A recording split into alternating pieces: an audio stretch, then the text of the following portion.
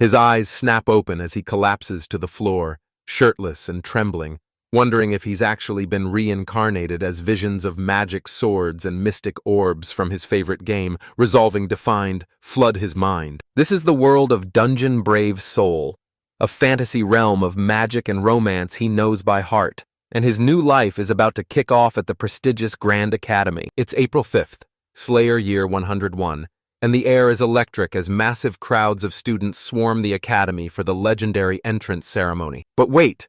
This entire universe is trapped behind a glass screen, where our hero pumps his fist for his 40-second playthrough while the characters on screen worry about their exam results. He takes a swig of his drink, totally hooked, because Dan Barre is the only thing keeping him sane through the soul-crushing grind of his miserable day job. This isn't just any RPG. You can actually build deep romantic bonds with the heroines, leaving the main character constantly flustered and surrounded by beautiful girls. The story hits a massive turning point as an instructor steps onto the stage of the Grand Hall, ready to reveal the top-tier students who crushed the entrance exam. A massive grin spreads across his face as he leans in, his heart racing with excitement for the epic party he's about to assemble, surrounded by snacks and empty cans in his cluttered room. He knew this announcement would introduce the four main people of the story. There on the screen, the first two were revealed: Shell Uranus, 5th place in the exam, a mage, and Nagisa Saikai, 4th place assortment. Next up is the stunning Aerith Cintria, the 3rd-ranked prodigy who begins her epic journey as a powerful cleric. Then we have the main man himself, Leon Praise, the top student in his class, a master spellblade, and the direct descendant of a legendary hero. You'll lead Leon through a world of romance and danger, building bonds with heroines before a final showdown with the Demon King, all while hunting down legendary secrets hidden in every corner of the map. Our protagonist is hooked on the breathtaking visuals and the way the girls' looks evolve, but he knows the real reason this game is a global phenomenon. It's the spicy fact that this game is strictly rated for adults. He smirks, his controller rattling in his hands as he realizes he can build the ultimate harem of his dreams. But it's not all heat. The slow-burn romance and tender moments with the heroines are enough to make anyone's heart melt. This massive hit spawned anime, manga, and tons of merch, perfectly blending hardcore RPG mechanics with mature themes that fans absolutely obsessed over. Surrounded by energy drinks and rare figures, the gamer winces from his brutal all-nighter, gesturing wildly at his massive collection and bragging that he owns it all. Suddenly, his energy bottoms out and he collapses onto his desk, staring at the screen in shock because he's never actually reached this part of the story. He's totally wiped out, slumped over his gaming setup and buried under a mountain of trash as he drifts into a deep sleep. A mysterious guy in a sleek black coat stands before a massive palace, sneering as he asks one chilling question: "What game do you hate the most?" He's talking about Dungeon Brave Soul 2, a sequel where a total nobody named Xenon steals the spotlight after the legendary hero Leon already saved the world. In this twisted game, you're forced to step into the shoes of this new protagonist, Xenon. Xenon worms his way into Leon's life, playing the part of a loyal friend while joining the hero's elite party. But things take a dark turn as the beautiful heroines start shunning Leon, leaving the poor guy completely alone. The horrifying truth comes out.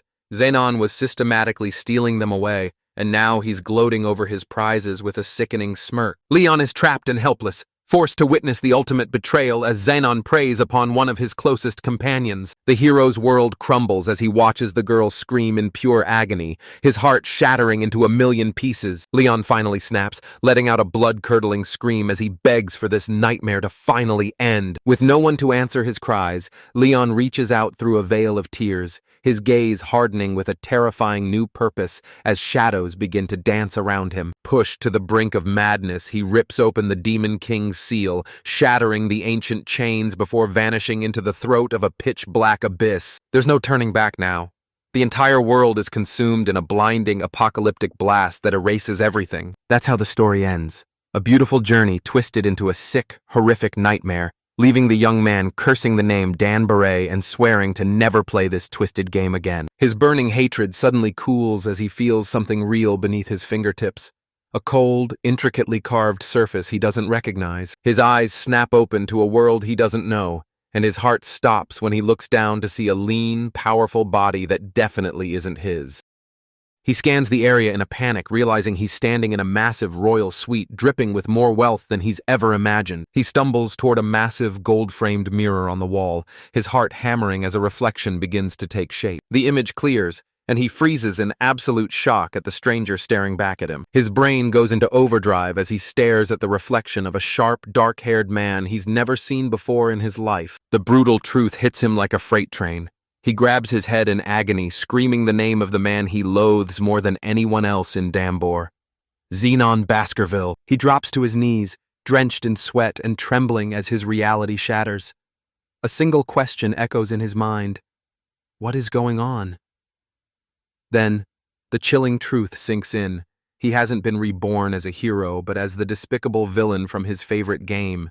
His new life has started, and it's a total nightmare. He jolts awake, gasping for air with sweat pouring down his face. He lunges toward an ornate mirror, pressing his hands against the glass in pure shock. The reflection staring back is Zenon Baskerville, the lead character of Dungeon Brave Soul 2, and the one person he hates with every fiber of his being. Memories of his past life flood back. A gamer in a messy room, just trying to catch some sleep after a long session. He grips his head, reeling in disbelief as he wonders why he was cursed to wake up in the body of this specific monster. He remembers Zenon's reputation as a vile predator and a top-tier scumbag. He questions what horrific sins he committed in his past life to deserve a fate as twisted as this. Overwhelmed by despair, he curses his luck.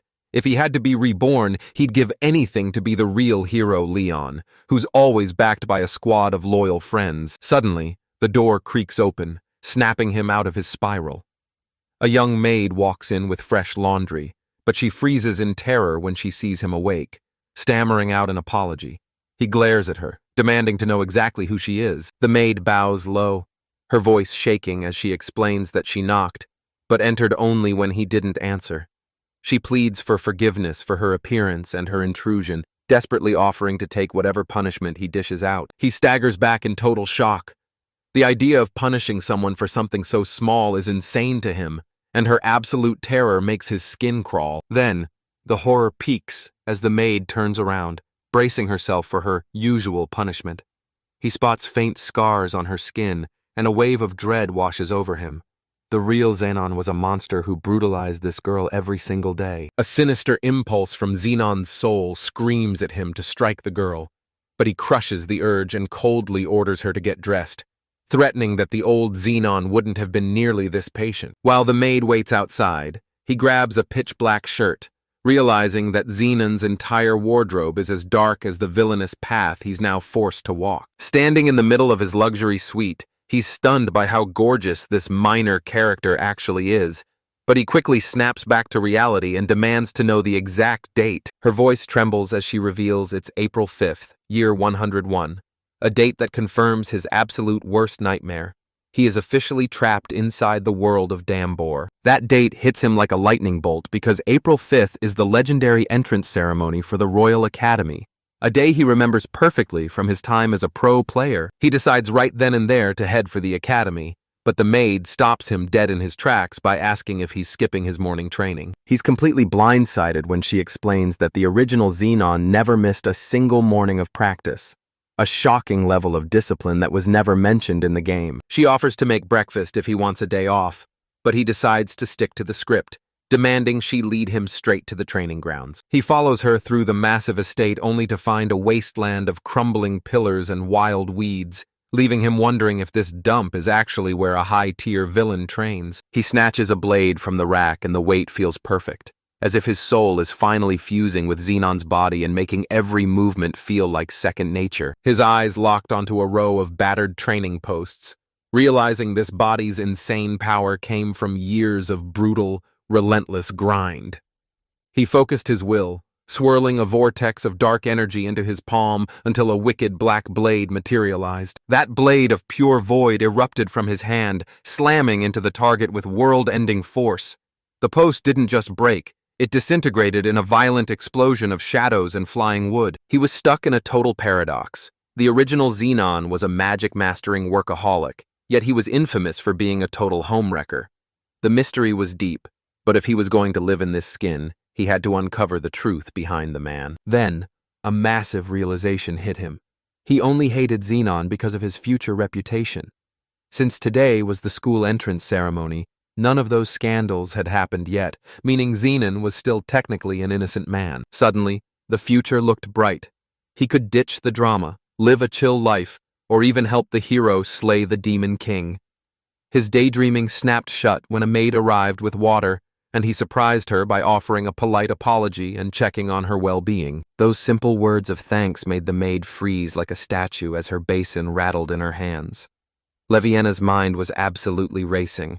She couldn't believe the great Lord Xenon was actually showing her gratitude. He looked her dead in the eye and confessed he'd always appreciated her hard work, but was just too shy to say it.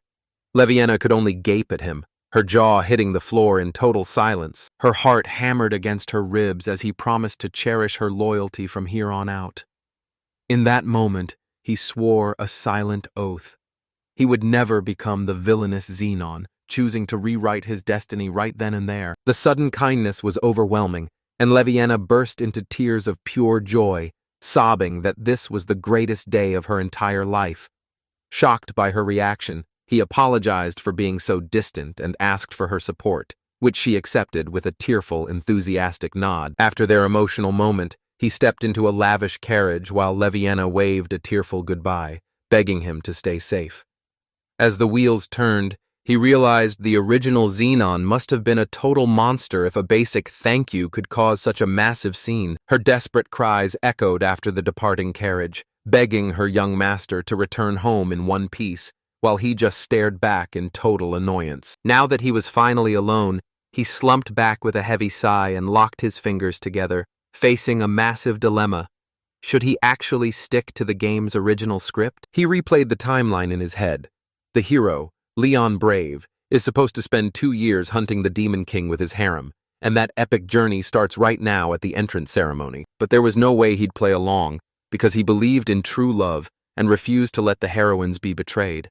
And he definitely wasn't going to steal someone else's girl. But as a side character, how much could he really change? He remembered the dark ending of the sequel where Xenon stole the heroine, driving a broken Leon to resurrect the very Demon King he had just defeated. That one act of betrayal triggered a total apocalypse, as the Demon King's revived magic wiped the entire capital off the map in the ultimate bad ending. If Xenon was the problem, the fix was easy. Just don't steal the girls. He'd just stay out of the way, let Leon win, and completely ignore the script written for his character. With fire in his eyes, he made his choice. He's ditching Xenon's dark path and forging a brand new destiny that the game never saw coming. Under the massive golden archway of the Royal Academy of Sword and Magic, a fresh wave of students climbs the steps, looking like tiny specks against the school's overwhelming power. In the middle of the crowd, one boy is shaking with pure adrenaline, realizing he's finally standing at the legendary setting of Brave Soul. And with a sharp glint in his eyes, he steps forward to face his future. The Academy grounds are a total masterpiece, a massive campus of epic architecture centered around a colossal domed hall. As he pushes through the crowd, his face burns with embarrassment. He scolds himself for being so nervous, especially since he's explored these exact grounds 1,000 times in the game. He stops to catch his breath and hides his face, but the mental strain leaves him totally drained. Suddenly, the sound of sharp footsteps nearby makes him jump out of his skin as a girl brushes past. His mind races toward the future, the ceremony, the orientation, and that legendary party where the hero Leon meets the heroines. He lets out a dark, accidental chuckle, but it sends a group of nearby girls screaming in terror. His face twists into a wild, manic grin without him even knowing it.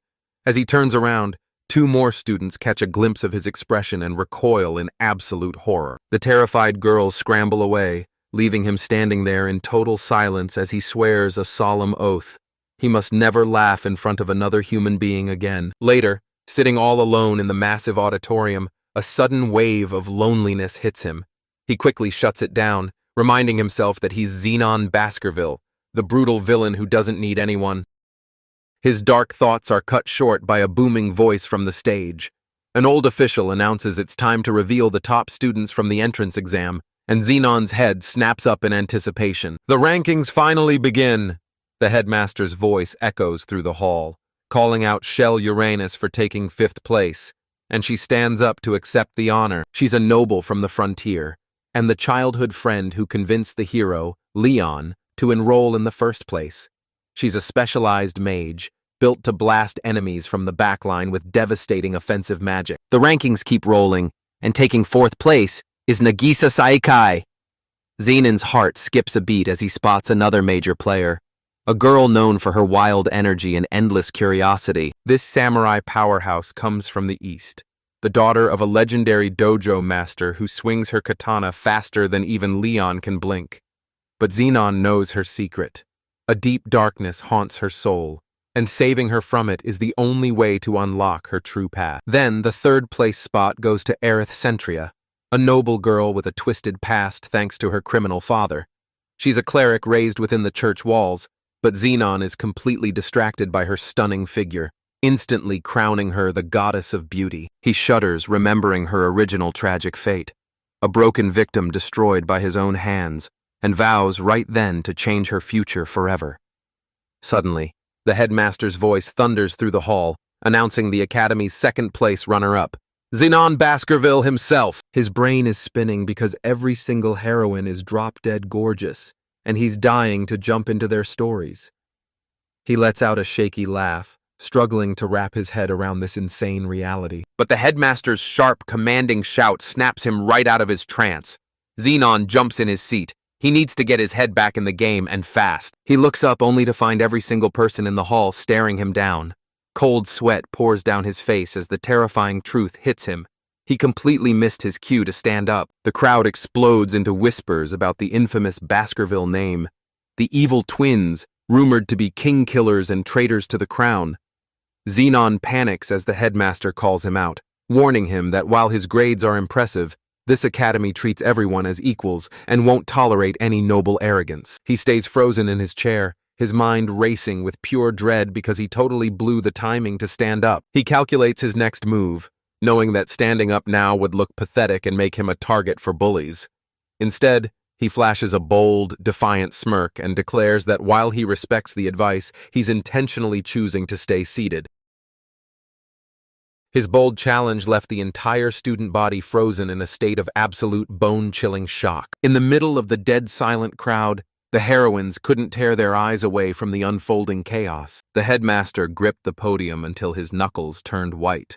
Realizing Zenon wasn't just being cocky, he had zero intention of backing down. But behind that tough exterior, Zenon was freaking out because he'd already apologized. He looked like a total villain, but he was actually a softie at heart. The headmaster cleared his throat and let it slide for the sake of the ceremony, but he dropped a chilling warning.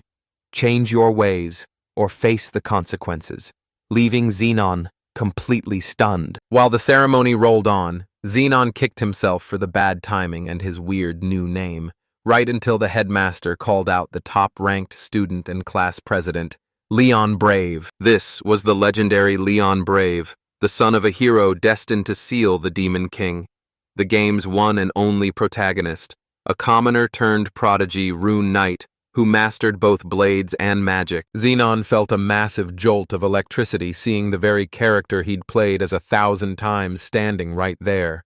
But why was Leon glaring at him with such a terrifying look? From his seat, Zenon watched as the new class president stepped up to the mic with total, unshakable confidence. As Leon started his speech, Zenon worried his earlier outburst had ticked him off, but the hero humbly thanked his guardians and the academy, admitting he was just a simple country boy honored to be there. He declares he's here to grow strong enough to shield the nation, swearing that even in a peaceful kingdom, he will hunt down and crush every ounce of evil. Zenon watches from the crowd, totally unimpressed because he expected a much more epic speech about becoming a legendary hero king. Leon's voice booms with a final chilling warning. He'll destroy this evil even if it's hiding right here, disguised as one of his own classmates. The room erupts into frantic whispers as students exchange worried glances, but the sheer intensity of the threat makes Zenon snap his head up in total confusion. The reason for his shock becomes crystal clear when he realizes Leon's lethal, hateful glare is locked directly onto him. Zenon is completely blindsided, wondering why this guy is treating him like a mortal enemy when they haven't even spoken a single word to each other. A terrifying realization hits him. In the original game, he was just a brainless side character, but now the entire world has shifted. He's been cast as the villain protagonist with a dark backstory he never had, which is exactly why Leon is already looking at him like he's a monster. If the script has flipped this badly, the future is a total nightmare where Leon might actually lose to the Demon King and let the world burn. The guaranteed happy ending is officially dead, and there's no longer any promise that the hero will come out on top. As the ceremony wraps up and students shuffle off to their classrooms, Zenon sits in total isolation with his arms crossed, his mind racing as he tries to make sense of this mess. He realizes his game knowledge might be completely useless now, so his plan to just lay low and survive is out the window. He vows to do whatever it takes to stay on Leon's good side and avoid any drama, just so he can live a quiet, peaceful life. That resolution is instantly put to the test when he catches Leon staring him down from across the room with pure, unadulterated contempt. It feels like Leon has already judged him guilty for a crime he hasn't even committed yet. He needs a better plan to stay alive, so he considers joining Leon's party to help them slaughter the Demon King. Since Zenon is technically the strongest person alive after the hero and the final boss, he could carry the team to victory and save the entire world from total annihilation. Sticking to the hero's path was going to be a total nightmare, especially with a twisted teacher trying to drag him into the shadows. He swore he'd never break, but one mystery haunted him. What drove the original Zenon to become such a monster in the first place? As the school day wrapped up, Leon and his crew were busy planning their next hangout, but Zenon just brushed past them like they didn't exist. He knew that with his family's blood-stained reputation, the world had already branded him a villain before he even opened his mouth. He shook off the noise and rushed to his carriage, desperate to plot his next move. Before long, he pulled up to a massive, intimidating estate where the staff bowed low to welcome their young master home. Stepping inside, he reached toward a nervous maid with twin buns, asking if she was freezing out there. She stammered out a reply, clearly shaken, before dropping a bombshell. His father was waiting in the office and demanded to see him right now. He stood frozen before the office door as his mind raced, the name, Grandolph Baskerville, echoing in his head like a death knell. Suddenly, a trembling voice from the shadows whispered, asking if the young master had finally arrived. The game's lore hit him like a freight train. Grandolph, his own father, was the undisputed king of the night and the man who groomed Zenon for pure evil. This monster ruled the underworld, ran the crime guilds, and dealt in human lives, a true titan of darkness with no equal. Accepting his fate, he marched down the long, silent hallway, knowing there was no escaping this confrontation. He reached the massive doors, took a deep breath, and announced his arrival to the beast waiting inside. The second he crossed the threshold, a wave of pure malice exploded through the room. A terrifying spell called the Bloody Chain whipped out of the darkness, binding him tight in a violent magical grip. The crushing force slammed him into the floor, leaving him pinned and powerless against the rug as a massive shadow loomed over his body. He let out a pained grunt, desperately fighting the chains as he looked up into the cold eyes of a giant. The man greeted him with a chilling familiarity, and through the blinding agony, Zenon realized he was staring right at his father. Grandolph Baskerville loomed over him like a shadow, explaining that his bloody chain wasn't just a restraint. It was a sadistic torture device designed to rip into his flesh, all while mocking Zenon for failing to take first place. With a bone-crushing stomp, Randolph pinned him to the floor, roaring that a pathetic second-place finish was a disgrace to the Baskerville name, a lineage of monsters who rule the night and demand nothing less than absolute perfection. Randolph sneered at his pathetic son, issuing a chilling ultimatum. Take the top spot in the next exam or face a fate far worse, before ordering him to train like a dog while he was away on business. Once the monster finally left, a broken and bleeding Zenon collapsed in the hallway, where two panicked maids rushed to his side, begging him to hold on as they scrambled to save his life. As he lay in bed, he watched in shock as a maid's potion caused his horrific wounds to vanish instantly, while the massive mansion stood eerily silent under the cold night sky. He looked down to find Lavina, the maid, fast asleep on his chest, completely drained from the sheer effort of keeping him alive. Watching her sleep, He couldn't wrap his head around such cruelty, wondering why a pure soul like her would ever serve a depraved scumbag like the original Xenon, a man who lived to steal the happiness of others. Suddenly, the truth hit him like a freight train. The reason Xenon had spiraled into madness and abandoned all morality was because of one man, Randolph Baskerville. A tidal wave of memories crashed over him, revealing how years of relentless abuse finally shattered his mind, driving him to frame the hero Leon and steal the heroine for himself in a desperate act of malice. The contrast was sickening. Leon was the golden boy with everything, fame, love, and power, while Xenon was a despised outcast, forged in a house of pain and fueled by a burning hatred for the man who had the life he was denied. Driven by pure insanity, Xenon plotted to destroy Leon by snatching away every single girl who loved him. Back in reality, the crushing weight of his past sinks in, and as his fist tightens, he finally chooses his own path in this new world. His mission is crystal clear.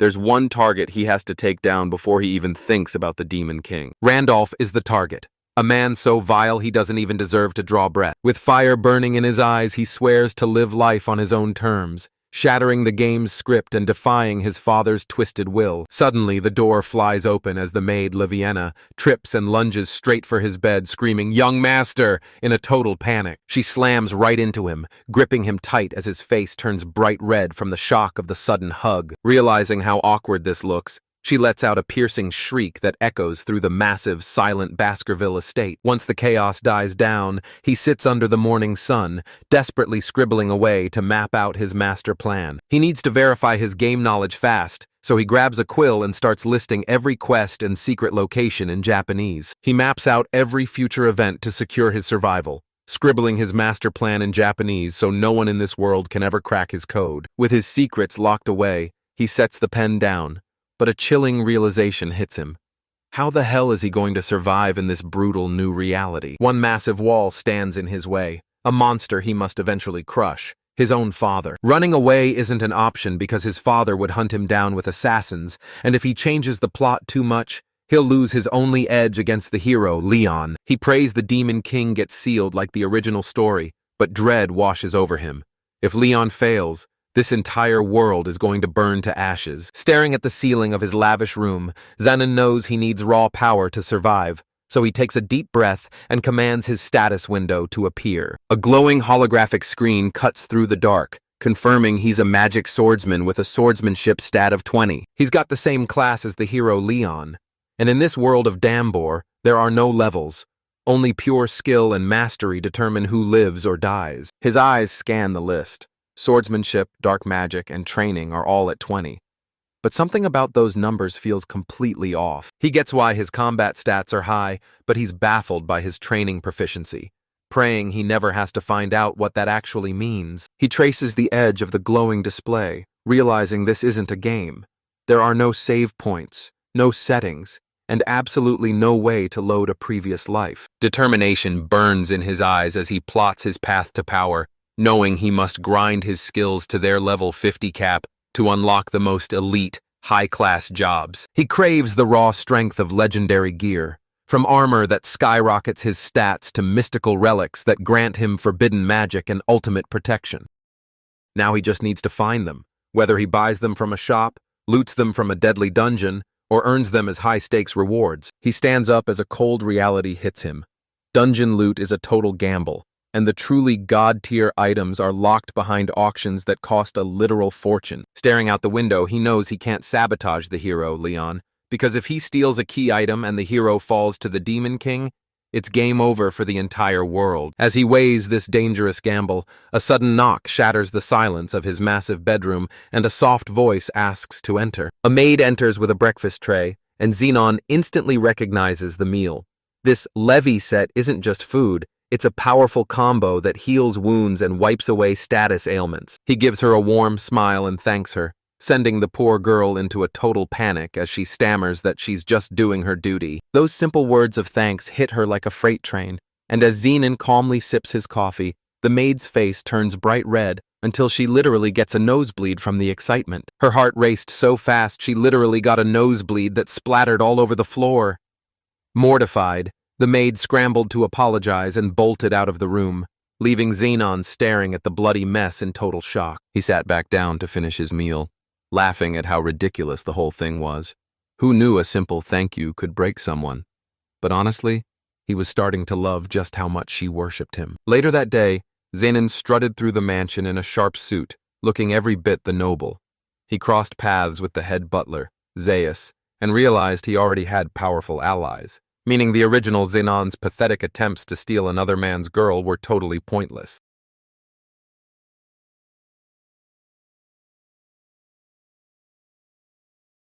He looked Zaius dead in the eye and asked if he was going to snitch to his father about him skipping practice, but the butler stood his ground, explaining he wasn't a rat. He was just genuinely worried about the young master's health. Looking down from the grand staircase, Zaius warned him that the Lord's expectations were sky high. He needed Xenon to become a powerhouse worthy of the Baskerville name, and he begged the boy not to throw that trust away. Zenon promised the butler that even if he slacked off, he'd still crush his father's goals. His face was dead serious, but you could see a spark of pure defiance burning in his eyes. He turned to leave, telling Zaius that swinging a sword isn't the only way to gain power. With a cocky smirk, he vowed to get strong his own way and shock his father before walking out the door. A week flies by, and Xenon is still the lone wolf of the academy, with students whispering in fear as he walks past. The classes are a joke to him since magic comes as easy as breathing, but across the room, Leon is watching him with pure, unadulterated hatred. Back in the lecture hall, the teacher announces they're finally diving into dungeon exploration. A wicked grin spreads across Xenon's face because this is exactly what he's been waiting for, and his creepy excitement has everyone else backing away in terror. The teacher explains that dungeons are endless pits of monsters and infinite treasure, but they're also ticking time bombs. If they aren't cleared, they'll vomit out monsters until the world ends, so she orders everyone to gear up and form their parties. This academy was built for one reason: to slaughter the monsters lurking in the dungeons and forge warriors who can shield humanity from extinction. The students huddle before the massive stone gates of the sage's playground, and as the teacher prepares to send them in, Xenon grips his blade, ready for action. Spotting him standing solo, the teacher demands to know where his team is, but Xenon just scoffs, claiming he'll crush this dungeon alone, leaving the instructor stunned by his sheer arrogance. Suddenly, a sharp voice pierces the air as a girl with a long, dark ponytail steps up, declaring she's also going in solo, forcing Xenon to glance at this mysterious newcomer. This is Nagisa Saikai, a lone wolf who trusts absolutely no one, and despite the teacher's frantic warnings about the dangers of solo play, she pushes the two of them to form an unlikely duo. Nagisa stays dead silent, while Xenon cold-bloodedly shuts down the teacher, insisting that a partner is completely unnecessary. Xenon's mind is racing with strategy. He has to stay out of Leon's way, which means keeping his distance from Nagisa at all costs. The teacher steps forward with a chilling warning. The monsters here might be weak, but any blood spilled is on their own hands, and the academy won't take the blame if they die. To sweeten the deal, she reveals their grades depend entirely on their performance, instantly igniting a wave of pure hype throughout the entire class. Chaos erupts as students scream and fight to be the first ones through the gate, but Xenon just watches the pathetic display with total disgust. Standing away from the noise, Nagisa blurted out that everyone was acting like they were on a picnic, catching Xenon completely off guard. She called him out for looking like a total delinquent and demanded to know why he was hovering, then suddenly declared that since everyone else was a coward, she, Nagisa Saikai, would be the one to lead the charge, leaving Xenon wondering if she was trying to outshine him. She marched right past the arguing students while Leon screamed about how unfair she was, but Xenon just smirked, finding her fiery attitude absolutely fascinating as he told her the stage was all hers. Nagisa stepped into the cold stone tunnel alone, disappearing into the suffocating shadows of the dungeon. While the others whined about her being selfish, Xenon finally snapped, exploding in rage and demanding they settle their petty squabbles with rock, paper, scissors before the sun went down. His roar worked, forcing Leon and the panicked students to fall in line, leaving their teacher stunned as she gained a sudden, deep respect for Xenon Baskerville's leadership. She quickly realized the students only feared him because of his scary face and infamous family name. a bias she shamefully admitted she shared and needed to fix immediately. Leon demanded to know why Xenon was going last without even playing their game. He turned his attention to the teacher, posing a direct question. Were the items and treasures found within the dungeon be subject to any kind of tax? She clarified that as this was a school-managed lesson, no taxes would be applied. She did, however, caution him that the items obtainable were of little monetary value, and that while the dungeon lacked strong monsters, he should still retreat if things became dangerous, especially since he was alone.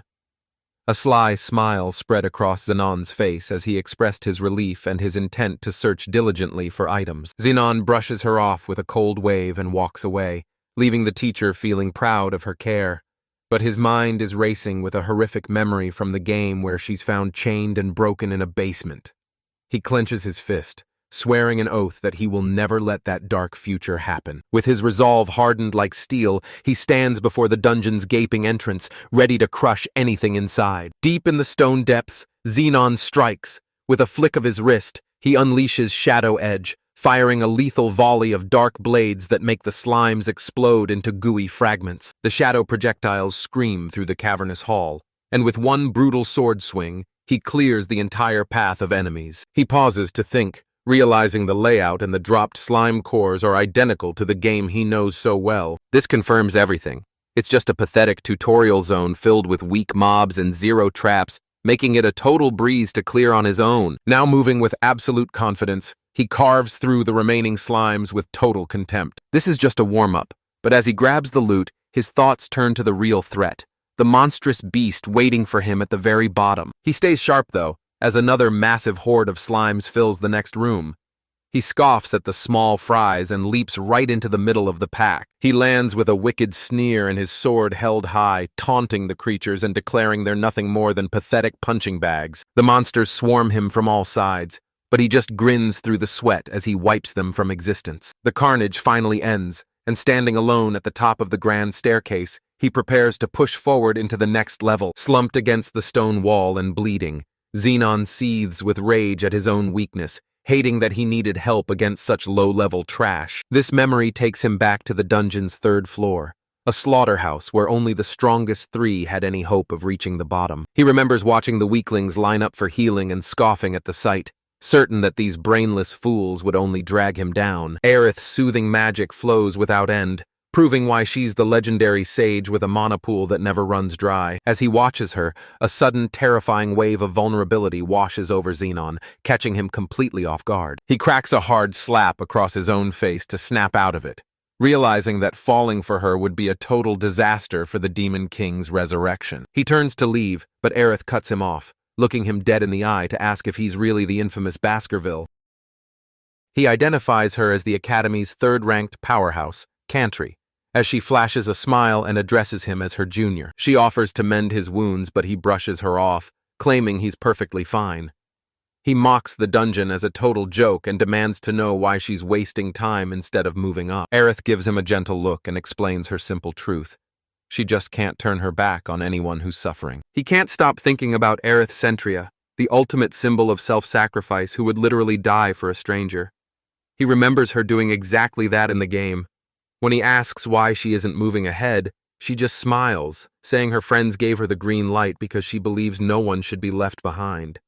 Honestly, her power of friendship vibe is almost too much to handle. Sure, her kindness is noble, but back in the game, watching her act like this always made his skin crawl with anxiety. People like her, who throw away their own happiness just to save others, drive him crazy.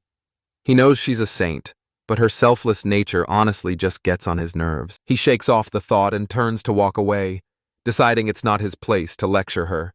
He'll leave the heroic scolding to the actual hero of this story. She calls out to ask if he's okay, but he doesn't even look back as he tells her to keep helping people, just not to overdo it. With that, he declares he's heading deeper into the dungeon alone. His resolve hardens because saving a wounded saint like Aerith from her own self-destruction isn't his job. That's Leon's destiny.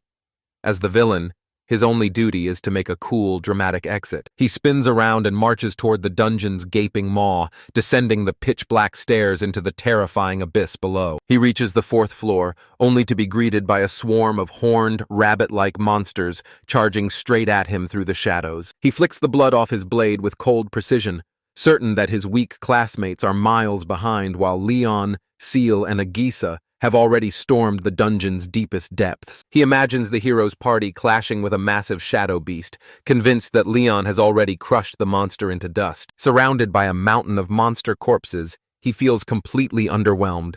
Until a blood-curdling scream rips through the cavern, a student sprints past Nagisa in a blind panic, screaming for everyone to run for their lives before they're all slaughtered. Nagisa's eyes go wide as she sees a girl collapsed on the ground, paralyzed with fear as a colossal shadow swallows her whole. It's a gargoyle, a high-level nightmare that belongs on the bottom floor, now looming over them with razor-sharp claws ready to strike. The student howls in rage at his fallen friend while Leon's hero blood ignites in a flash of light, charging into battle with Nagisa as Xenon watches the chaos from the shadows. Suddenly, Xenon realizes he missed a crucial detail. This monster is a runaway killer that's destined to butcher several students before the hero's party can stop it. Nearby, the horror becomes real as a student sobs over his friend's lifeless body, blaming himself for letting the beast escape and kill his comrade. The mourning is cut short as the gargoyle towers over its next victim, while Xenon watches coldly, deciding that this side character is destined to die right here. The beast's razor-sharp claw slams down, cutting the student's screams short. Xenon knows this blood must be spilled for Leon to evolve into a true hero, but a flicker of doubt crosses his mind. Would saving them really ruin everything? He's torn between two fates: step in and risk the world's salvation, or let them die to ensure the Demon King's defeat. It's a tragedy, but he forces himself to turn his back as the students shriek in pure horror. He stands his ground, knuckles turning white as he listens to the desperate pleas behind him. One student begs the other to flee, but they refuse to budge, swearing they'll never abandon their friend to a gruesome death. A blinding flash of lethal energy surges toward the huddling students, a wave of certain death. But just as they scream for the end, a massive explosion rocks the ground and a mysterious figure stands tall between them and the beast. The gargoyle howls in agony as raw power ripples through its hide, while Xenon glares at the monster with pure frustration. He curses his own heart, realizing with bitter clarity that he's just not cold-blooded enough to be a villain. Xenon Baskerville shuts his classmate up with a single gesture, declaring that a hero who needs a script to get strong is pathetic trash. He vows to spit in the face of destiny and save them all, even as the horned gargoyle roars that he'll pay for this defiance. He laughs maniacally at the creature's hollow threats, mocking its very existence. He demands to know how a pathetic tutorial boss dares to bark at him while dark energy erupts from his fist. Leaping through the air, he declares himself the ultimate villain that even the protagonist can't stop. He sneers at the monster, wondering how a mere mob thinks it can survive his wrath. The gargoyle's fist shatters the stone where he stood just a second ago, sending debris flying. As the beast bellows in rage, Xenon lands a quick strike, realizing this monster is way tankier than it looks. With a grimace of pure annoyance, he mocks the creature for being as stiff as a wooden doll. He realizes this gargoyle isn't some weakling. It's packing the kind of heat you'd only see in the mid-game. He quickly realizes his rusty starter sword is useless against this beast, so he screams, "Shadow Edge," blasting the gargoyle's face with dark magic and making it howl in agony. His mind races as he spots the monster's fatal flaw. It's a physical tank, but magic shreds it. He grits his teeth, knowing he'll have to blast it dozens of times to secure the kill. The gargoyle lets out a bloodthirsty roar, ready to tear him apart. This boss was designed for a full party to handle, but he's stuck fighting it all by himself. He decides to end this nightmare with one massive critical hit. As the beast lunges, Xenon plants his feet and shouts that he's already found its Achilles heel. With a savage upward thrust, he buries his blade deep into the monster's chest. He hits the exact sweet spot, forcing a final bone-chilling scream from the impaled gargoyle. In the world of Damber, every monster has a hidden weak point that triggers a devastating critical hit. For this gargoyle, that fatal opening was hidden right under its chin. He leans over the dying beast with a cold, ruthless smirk, mocking it for being crushed by a lesser opponent. It's a pathetic end for a bully that only preyed on the weak, and all it can do is let out one last raspy breath. The gargoyle shrieks in terror as Xenon prepares his finishing move, screaming the name of his ultimate spell, Hellflare. A massive explosion of dark energy erupts from the ground, swallowing the beast whole. Its stone skin shatters and incinerates as it screams in pure agony. He stands over the crumbling ashes and calmly sheathes his blade. He knows the magic swordsman is the most broken class in the game, and there was zero chance a low-level boss like this could ever stop him. Xenon watches the item cards materialize, marking his first true victory since arriving in this world. He's just shattered the game's original plot by saving a life that was supposed to be lost.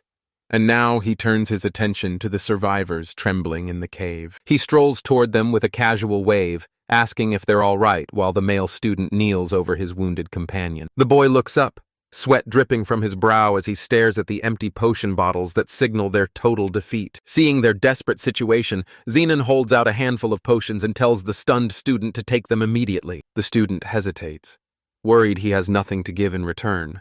But Xenon scoffs and says the potions are dirt cheap. As the girl's face regains its color, she wakes up and locks eyes with the man who snatched her from the jaws of death. The girl watches as her friend bows so low his head hits the rocky ground, pouring out his soul in thanks to Xenon Baskerville. Xenon just stands there, telling him not to sweat it since they're all classmates. The young man's mind is spinning, wondering how such a nightmare-level monster could have ever appeared in this dungeon. Guilt consumes the boy as he slams his fists into the dirt. He advised the grieving student that if he truly felt responsible, then he simply needed to become stronger to protect his friends the next time. Internally, Xenon observed the boy's powerful sense of responsibility for his teammate's injury, thinking it was a quality far too noble for a mere background character. The word struck a chord. With tears welling in his eyes, the student agreed, resolving to become stronger, just like Baskerville. Xenon, however, dismissed the notion, telling him not to use him as an example. He advised that academy life is long, and simply doing his best would be enough. But this student isn't finished yet, bowing his head once more as he desperately tries to make things right. He confesses he totally misjudged Xenon after hearing rumors that he was just an annoying brat.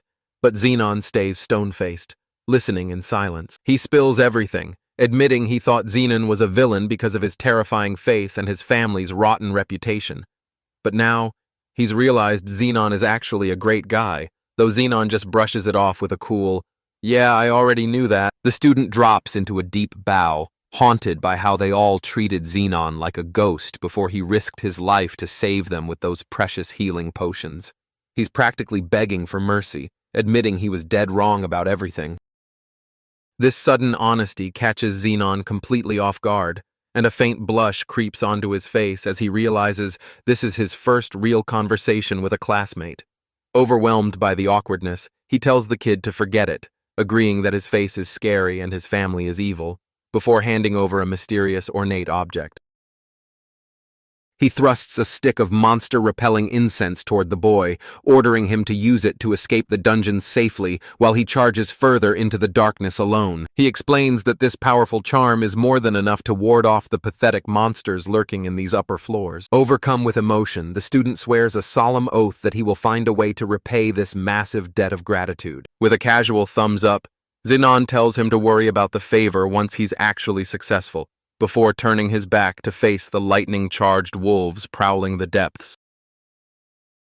He descends into the absolute bottom of the dungeon, a treacherous zone known as the Playground of the Wise. As he storms into a new chamber, his presence sends shockwaves through the room, leaving Leon Prey frozen in disbelief as he gasps out the name. Baskerville! Xenon struts up to the group with a smug grin, mockingly asking if they're okay and sneering that a hero's descendant should obviously be able to handle themselves. That insult hits Leon like a physical blow, and through the grime on his face, he snarls at Xenon, demanding to know how he knew they were in trouble. unless he's the one who caused it. Zenon just shrugs off the accusation with a cold smirk, claiming he has no idea why Leon is so heated since he simply assumed they'd run into the same beast he saw earlier. The truth hits Leon like a freight train. It was the same monster, and the crushing realization that his failure to kill it nearly cost his friends their lives sends him spiraling into total despair. As Leon drowns in regret, Shell Uranus rushes to his side, desperately crying out that it wasn't his fault, and that without his protection, she and Nagisa would be dead right now. Leon drops to his knees, sobbing as he hammers his fists against the cold stone, screaming in agony because he feels too weak to ever carry the title of a hero. While his screams echo through the room, Nagisa watches with a cold, piercing stare, and our gamer protagonist looks on with a dark shadow over his eyes, whispering Leon's name. He brushes a hand through his hair, his mind racing as he calculates every move in this intense drama unfolding right before his eyes. Aerith and Nagisa rush to comfort the broken Leon, but this is a massive turning point, because in the original story, that monster was supposed to kill a student to spark Leon's ultimate awakening. Our hero looks up, realizing he's completely shattered the timeline. And now he's left wondering if Leon can still become the legend he's meant to be in this brand new reality. Drowning in pure frustration, Leon slams his fist into the stone floor, unable to forgive his own pathetic weakness. As he kneels in total despair, Uranus tries to comfort him while Nagisa insists they'd be dead if he hadn't saved them, all while Zenon watches silently from the shadows. Zenon turns his back, his mind set. He doesn't care about Leon's potential growth, only about the cold, hard reality of the present. He starts to walk off, tossing a warning for Leon to stay safe, but Leon, now adjusting his glasses, stops him, only for Zenon to coldly call him by his family name, Baskerville. Zenon demands he speak up fast if he has something to say, and with his head bowed low, Leon finally chokes out his thanks. To Zenon's absolute shock, Leon drops into a deep, formal bow, thanking him for saving his classmates and cleaning up the mess, even if his methods were completely reckless. He looks up with a blush but a gaze of pure steel, declaring that a true hero always does what's right. But then he drops a chilling warning. Don't get me wrong, he vows that Zenon's sins will never be forgiven, and that divine retribution is coming. But as Zenon walks away in silence, Nagisa suddenly appears at the base of the stairs. Leon's voice catches in his throat as Nagisa stands there, sword drawn, demanding to know with a piercing glare if he was the one who slaughtered the gargoyle. Facing her head on, Zenon lets a mysterious, knowing smirk play on his lips, as if to say, "Is that the rumor going around?" He stood completely isolated, radiating a terrifying aura of pure menace that kept the entire class at a distance, while Nagisa Saikai watched him with a knowing, confident smirk. She challenged him right then and there, itching for a future duel to fuel her own growth. But as she vanished down the hall, he just scratched his head in total annoyance, cursing his luck for catching the eye of such a massive headache. Pushing deeper into the dungeon's heart, he stumbled into a massive, silent hall where a majestic throne sat atop a staircase, pulsing with an eerie, faint light. Resting on the throne was a small box filled with silver medals, the ultimate proof that he'd conquered the arrival at the sage's playground and earned the legendary Medal of Achievement. He grabbed a medal, but his mind raced back to the humiliating retreat from the gargoyle, making this victory feel like a total disaster for a pro player like him. Suddenly, a thought struck him. Did Leon and the rest even remember to grab their rewards? Assuming they'd forgotten, he started hunting for a consolation prize to make this trip worth his while. He scoured the chamber walls until his fingers hit a hidden switch, triggering a heavy grinding sound as a secret passage swung wide open. His jaw dropped as he peered inside to find a literal mountain of gold, legendary armor and weapons, the fabled Room of the Nouveau Riche that should have been impossible to find, and he dove straight into the glittering pile. This was a king's ransom, with every inch of the room packed with shimmering coins and enchanted gear just waiting for a new master. As he dug through the loot, he snatched up a small, ornate chest, threw it open, and roared in triumph. He'd just found a legendary magic bag. He stares at his ultimate prize, the Room of Achievement, a massive vault overflowing with every single treasure he's ever won, including a magic bag that can swallow an infinite amount of loot. He leaps into the air with a maniacal laugh, realizing that in a single heartbeat, this mountain of gold has turned him into a literal billionaire. He dives headfirst into the sea of gold, frantically stuffing every single coin and jewel into his bottomless bag. Suddenly, a sharp pain jolts through his body, and he gasps as dark, crackling energy erupts from his very fingertips. His eyes lock onto a single weapon shining in the pile, a magnificent blade glowing with blinding light, the legendary demon sword, Ama no Habakiri. He knows this blade. It's the ultimate weapon he forged himself, the holy sword Excalibur, a late-game beast he spent a fortune to max out. He lifts the sword, feeling its raw power vibrate through his arm, knowing this blade could absolutely shred the demon lord even on the hardest difficulty. Then, a shocking realization hits him. Is every single item in this room pulled directly from his own personal game save? His face turns dead serious as the truth sinks in. His entire digital inventory has somehow manifested into reality. One chilling question haunts his mind. Who on earth could have orchestrated all of this? Surrounded by piles of gold, he grips the heavy demon sword, his mind spiraling as he questions his very existence. This wasn't some freak accident. He was dragged into this world on purpose. But by who? And for what twisted reason? His thoughts race back to Leon, wondering why he's stuck as Xenon 2 instead of the original. Reincarnation is just a hollow joke unless he finds out who pulled the strings, God or devil, and how his literal game data crossed over with him. Shaking off the mystery for now, he steps through a massive stone archway, only for Leon's voice to ring out behind him, calling the name Baskerville. That shout grabs the attention of a nearby teacher, who turns her head with a look of pure intrigue. She struts over and flicks a shimmering piece of metal through the air. He snatches it out of the sky, staring at the strange object and demanding to know what it is. As he grips the metal, she claps her hands with a beaming smile, making sure every student is watching. Then, she bellows for all to hear. I officially recognize Xenon Baskerville for conquering the Sage's playground. He's stunned by the sudden spotlight while the crowd erupts in whispers. It was a test all along. The teacher apologizes for the chaos, but since he crushed the boss, he's finally cleared for other dungeons. Though she warns him that the gargoyle was a freak occurrence and he shouldn't push his luck. Later, as he wanders the city streets, he realizes he can't do this alone anymore. He's sitting on a mountain of god-tier loot from the achievement room, but he's too weak to even equip them. He needs to grind his skills, and there's only so much a solo player can do. Frustration boils over. Why did he ditch his weaker gear when he needs it to train? He clenches his fist as the brutal reality sinks in. Soloing high-level dungeons is a total death trap. One wrong move, one hit of poison or paralysis, and it's game over without a team to back him up. He needs allies, and he needs them now. He lets out a heavy sigh as the cold truth hits him. He's totally and utterly alone. He scrambled for a plan, but the game's heroines were just unreliable mercenaries, and his classmates were far too pathetic to even consider. This brutal realization weighed heavy on his soul. In this life-or-death struggle, he couldn't afford a single mistake. One terrifying question consumed him.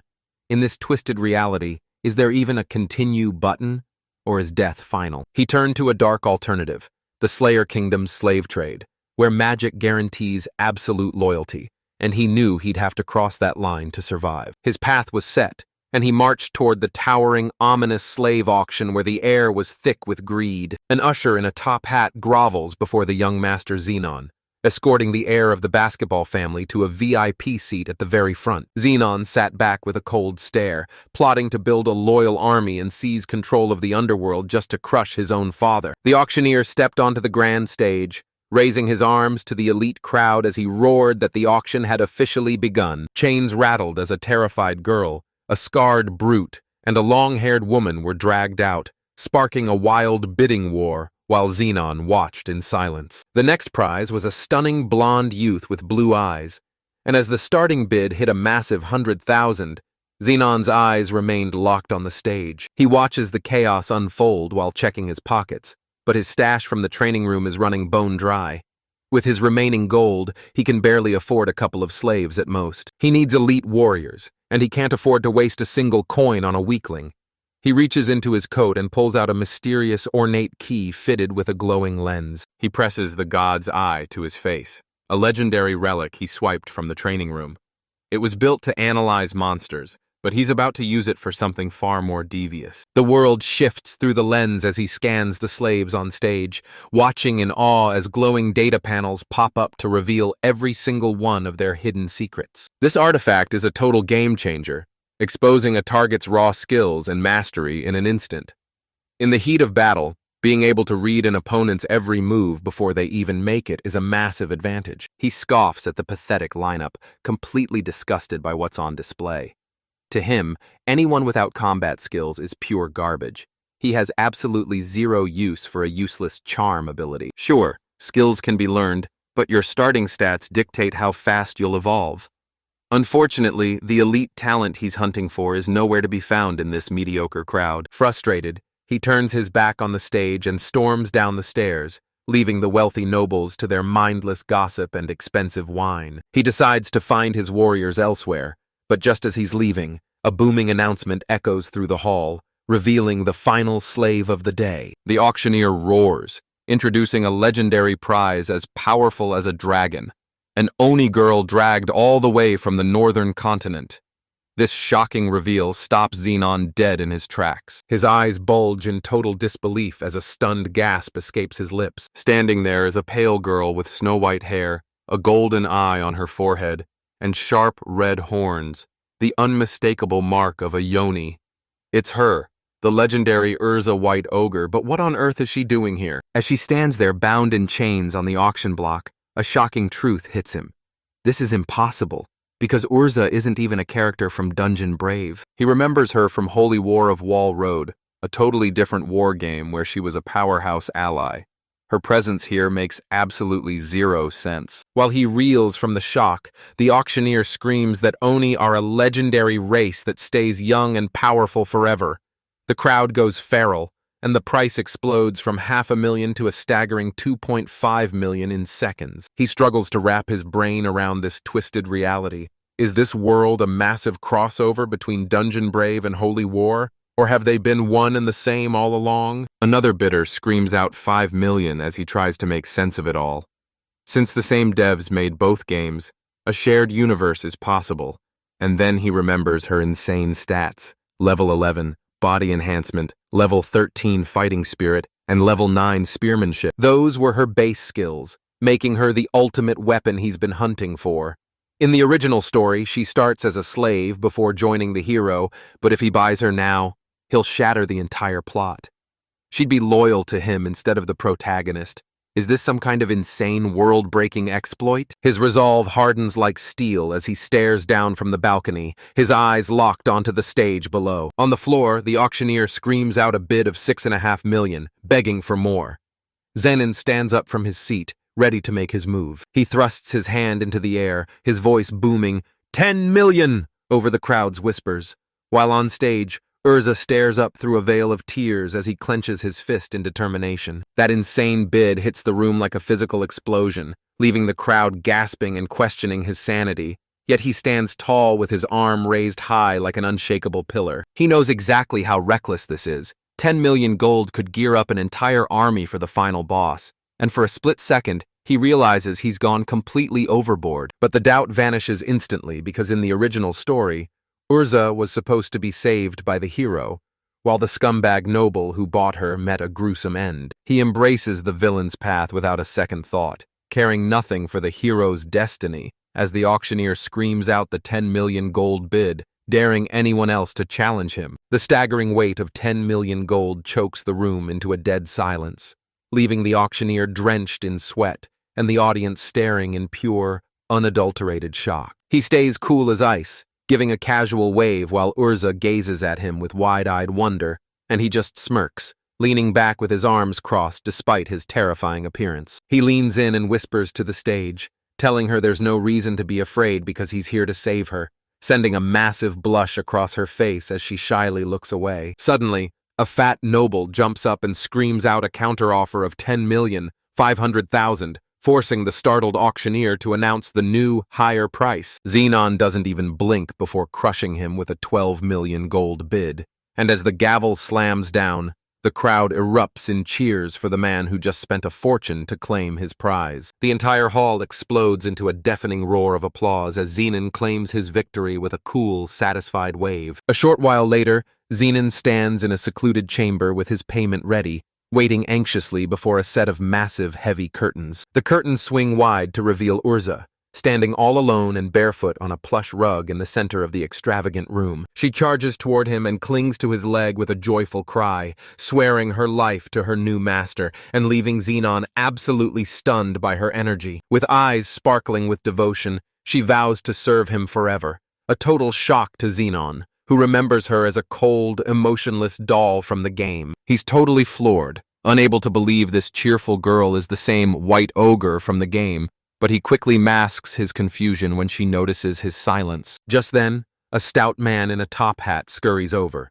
insisting that the girl needs a fresh set of clothes before she can leave the auction house. This man, Lesbald, flashes a greasy smile and gestures toward a dressing area, promising to find her something much more suitable. Zenon tells Urza to follow Lesbald and promises he won't leave her, but she looks up with wide, trembling eyes and begs him to stay. He gives her a gentle head pat, and while she pouts and protests about leaving his side, Zenon can't believe how much she's defying his expectations. With the girl gone, Zenon collapses into a chair, the crushing weight of this entire mess finally sinking in as the room falls silent. Suddenly, Urza's voice rings out from behind the curtain, shouting that she's finished changing, and Zenon tells her to step out and show him.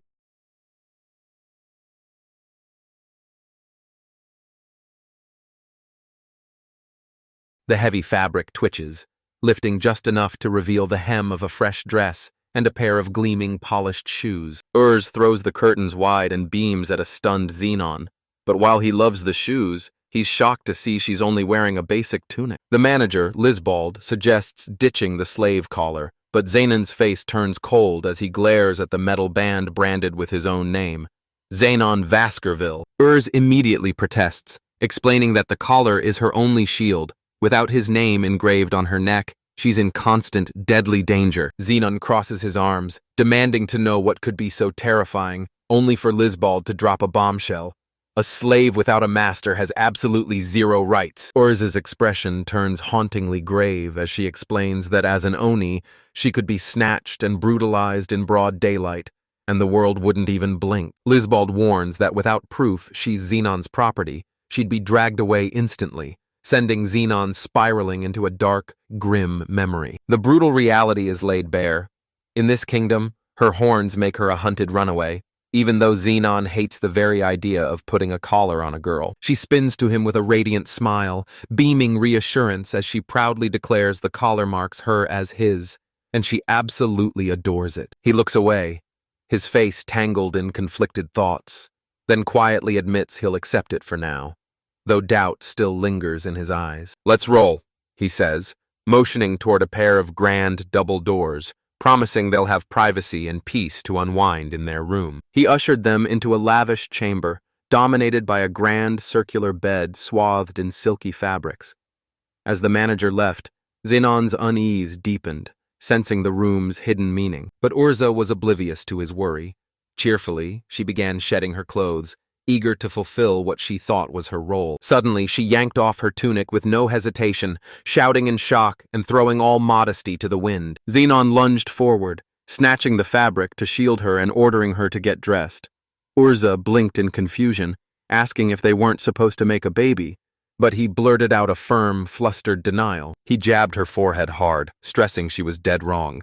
Changing gear wouldn't drag her into that kind of dungeon. Her eyes went wide at the word dungeon, so he sat down and laid it all out. He'd bought her as a warrior partner to dive into dungeons, not as a plaything. She practically buzzed with excitement, shouting that she loved fighting and that becoming a slave just to enter dungeons was a dream come true. Her playful smile twists into a savage grin as she reminds him that ogres live for the slaughter, promising to tear through everything in her path. He stares down at the box, completely drained and wondering how someone so adorable could say something so absolutely terrifying. Shaking off the shock, he gestures toward a massive hoard of top-tier armor and weapons, the ultimate stash for their upcoming journey. He reveals that he's been hoarding this elite gear just for a partner, handing her a lethal weapon and a rare accessory to get her started. He tells her to suit up so he can fix the fit, and with a bright shout of, "Understood!" she sprints off to change. She emerges seconds later in sleek, dark combat gear, striking a pose so bold it leaves him totally stunned. Gone are the simple tunic and bare feet, replaced by reinforced boots and heavy-duty arm guards built for war. Her eyes lock onto a massive spiked ogre club, an extreme-grade weapon that shatters skulls but requires the legendary brood arm skill to even lift. Pure bloodlust ignites in her eyes as she vows to crush every enemy in her path for her master's sake, making him grin at her wild enthusiasm. She grips her chest in excitement, shouting that the pain is gone, leaving him wondering if every ogre is this obsessed with the thrill of combat. Her massive club slams into the floor as she looks him dead in the eye and confesses her undying love. He's stunned, demanding to know why she'd say that to a stranger when he only bought her as a weapon. But she just stares back, totally confused by his shock. Blushing, she admits she has a total weakness for guys with his face, calling him incredibly handsome and saying she's thrilled to be his. He's completely floored, unable to process her words because he's always seen himself as a monster with sharp, terrifying features that scare everyone away. Memories of school flash through his mind, remembering how girls would literally scream and run from his creepy smile. Yet this girl sees a god. His eyes drift down to her new boots as he tries to make sense of this madness. He asks if she's for real, and Urza shouts a resounding, "Yes!" She gushes over his terrifying gaze, those flesh-tearing fangs, and that overwhelming aura of pure evil that makes him her absolute dream man, like a legendary demon lord. With stars in her eyes, she explains that his villainous face hooked her the second she saw him on the auction block, calling their meeting pure fate. He's absolutely speechless, having never been complimented by a woman in his life, though this definitely doesn't feel like a normal compliment. His brain is spinning, figuring it's better to be loved than hated, even if he doubts anyone but his inner circle could ever truly care for him. He shakes off the confusion and orders her to follow him so they can finally get her some decent clothes. Just as they're heading out, the manager Lisbald creeps up with a greasy smirk, joking that Xenon tamed the girl in record time. He even teases that the young master must be just as talented in the bedroom as his legendary father. Xenon snaps, telling the manager to shut his mouth and stop wasting his time with pathetic jokes. Lisbald bows low, instantly apologizing and confirming that the slave girl is fully prepped and ready for departure. With the deal finally closed, he steps out into the cool night air, marching down a silent, lamplit cobblestone street. He's not alone for long, as Urza skips behind him humming a happy tune while effortlessly lugging that massive spiked club. It's a long hour's trek back to the mansion, but as he looks back, he's shocked to see her moving with the grace of a rabbit despite the heavy steel in her hands. Out of nowhere, a tiny gloved hand yanks on his coat, bringing him to a dead stop as Ursa shouts his name. He spins around and stares down at her, his face full of confusion as he wonders what's wrong. He follows her terrified gaze, and his eyes widen in total shock at what he sees. His instincts were dead on. 3 shadowy, lethal figures are blocking the narrow street, ready for a bloody showdown. But those 3 were just the beginning, as armed thugs swarm from every alleyway, trapping Xenon and Urza in a lethal circle. A familiar face steps out from the crowd, and Xenon's eyes narrow as he sighs, annoyed that they're crossing paths again. It's that rich creep from the auction, and he's wearing a twisted, evil grin like he's already won. Xenon plays it cool and asks who he even is, making the bitter explode in rage that he'd forget the man who dropped 1.2 million. The man snarls that the auction cost him way more than planned, while Xenon stands there like a statue, completely unfazed. He mocks Xenon with a fake apology about how winners take all, before barking at the loser dog to hand over his friend right now. His face contorts into a creepy plastic mask as he gleefully screams that the party is just getting started and they're both invited. Urza cuts Xenon off, coldly offering to hand him over, but only after she's finished shattering every bone in the villain's body. Xenon just sighs, bored out of his mind that this sore loser actually brought backup to do his dirty work. A mob of thugs closes in, brandishing jagged blades and heavy pipes as they surround our duo. Xenon and Urza stand back to back, locked and loaded for the absolute chaos about to erupt. Xenon doesn't even flinch, a cocky smirk dancing on his face while the greedy noble screams from above for them to surrender the girl. Even with the odds stacked against him, Xenon stays ice cold, calmly calculating exactly how he's going to dismantle these fools. That arrogant noble sneers down at Xenon from his high horse, mocking the very existence of demi-humans as if they're trash. Xenon just looks him in the eye and fires back a savage insult, asking if the guy is too stupid to understand plain speech.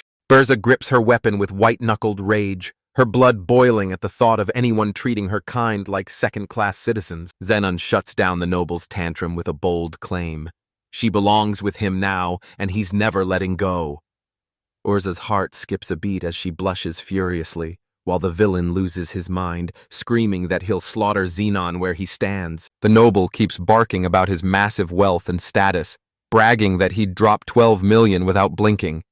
He tries to bribe Xenon, promising him power and glory if he just hands over the girl like a good little dog. While Urza holds on tight, Xenon crosses his arms as a sudden realization hits him like a lightning bolt. Those arrogant gestures and that annoying voice. He knows exactly who this man is. A snake from the Kuron kingdom. Xenon drops a bombshell, calmly asking if the noble works for the infamous Marshal Zajitro. The man's face instantly pales, his jaw hitting the floor as he gasps in pure, unadulterated shock. His calm cracked. The bitter stammered in disbelief, wondering how Xenon could possibly know.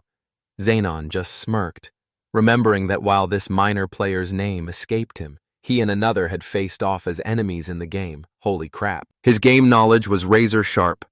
Marshal Zajitro favored young demi-human girls, and Urza was doomed to be just another slave, trapped in a monstrous prison filled with cages holding countless captive girls. Xenon told a groggy Urza that in the original tale, the Holy Sea hero would have rescued her to fight at his side. His eyes flicked to the bitter, distracted by a tiny chained creature, and Xenon thought, now everything falls into place. He locked eyes with the bitter, who panicked and demanded how Xenon knew his master, but Xenon coolly snapped back. He owed no answers to anyone. Furious bitters twisted in rage, Xenon caught sight of the bitter's wrist and growled low. Since his cover was blown, Xenon had to die right here, right now. Xenon stayed ice cold, questioning why nobles from Kuron dared show up here. Smirking, he warned they'd made a deadly mistake, then exploded into action, his blade flashing as he sliced through thugs like a whirlwind. Mid-fight, a cruel grin spread across his face. Events were replaying the Holy Sea Games script, and he vowed to kill without mercy any enemy blocking the hero's path. His foe fell instantly. Xenon turned to Urza, handing her a monstrous spiked mace as a gift, telling her to arm herself. Urza trembled with excitement, bearing a fierce, fang-filled grin as she accepted. He ordered her to guard his back and hold position, admiring her fierce warrior look, then summoned a grimoire called a magic conductor, starting to channel its immense power. Glowing runes spiraled around him. The bitter panicked at the rising spell and screamed for his men to kill Xenon on the spot. Urza's eyes narrowed sharply, locked on the explosive scene unfolding before her. He lets out a primal roar and unleashes a devastating dark spell. Blood carpet. Jagged black spikes explode from the earth, skewering the thugs and painting the walls red as the bitter collapses, and even the onlookers flinch at the brutality. Standing in the middle of the bloodbath, he trembles as he realizes this is the same twisted magic his father used, leaving him sickened to his core.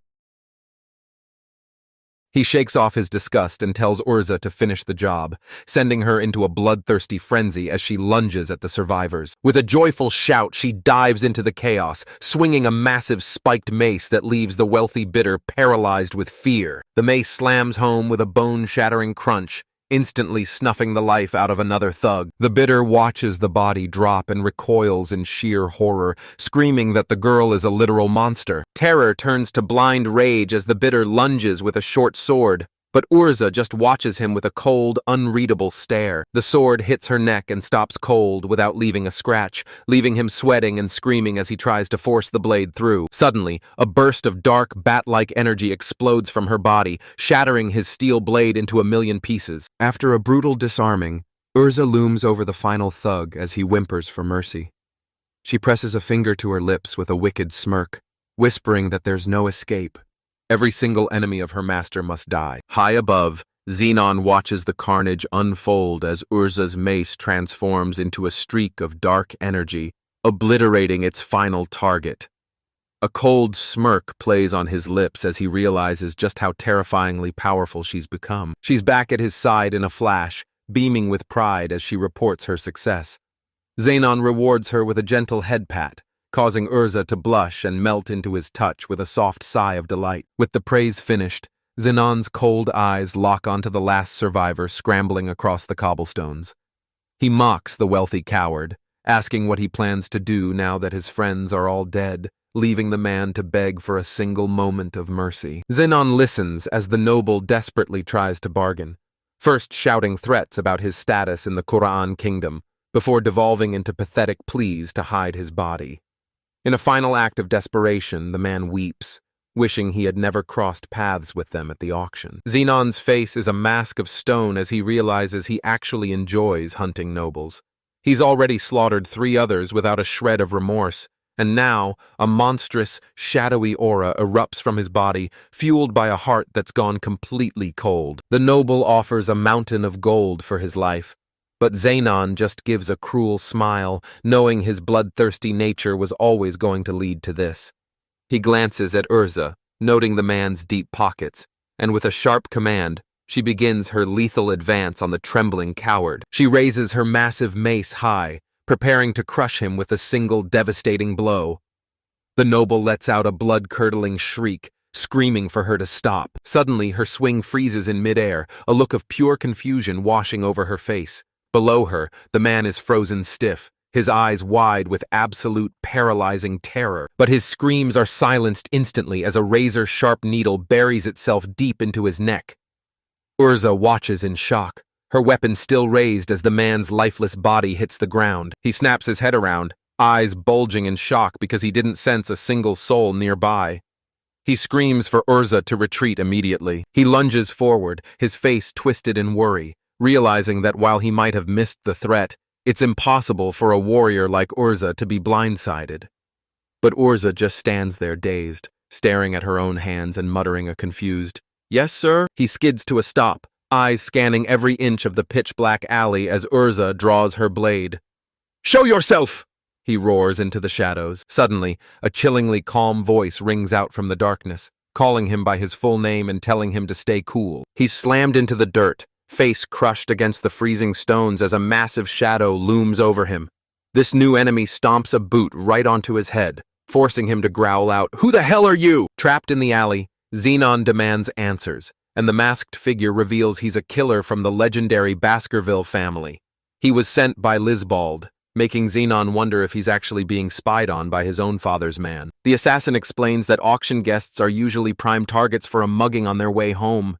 He reveals he's not there to kill Xenon, but to act as his secret bodyguard. It all clicks.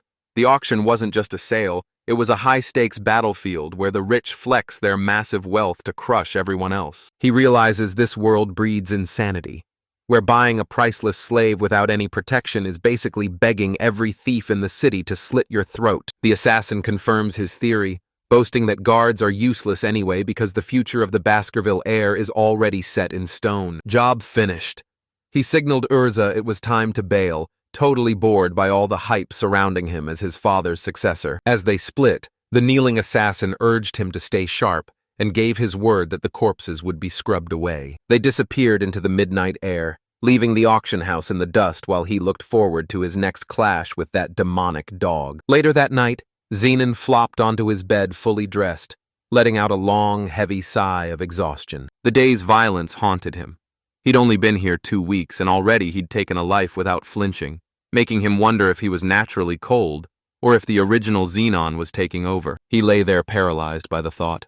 How could a regular guy from society kill someone and feel absolutely nothing? His mind drifted back to the game world of Dample, where the real monsters were the cultists and bandits hiding in the shadows. He steeled his heart for this brutal new life, knowing hesitation was a death sentence, and with Urza by his side, the real dungeon crawling was about to begin. He sat up to plot his next move, knowing he needed a healer or a mage to survive the coming storm, and as he stood before a grand door, he vowed to be as greedy as possible to reach the top. Suddenly, his master plan was interrupted by a frantic scream. It was Urza, completely covered in soap suds and panicking with her eyes squeezed shut. Panic strikes as her foot slides right out from under her on the slick, soapy floor. She lunges forward and slams right into a defenseless Xenon, crying out that the maid is bullying her and her eyes are burning. Suddenly, Leviana grabs his arm and demands to know why he's hugging his sister-in-law, leaving a nose-bleeding Xenon absolutely paralyzed.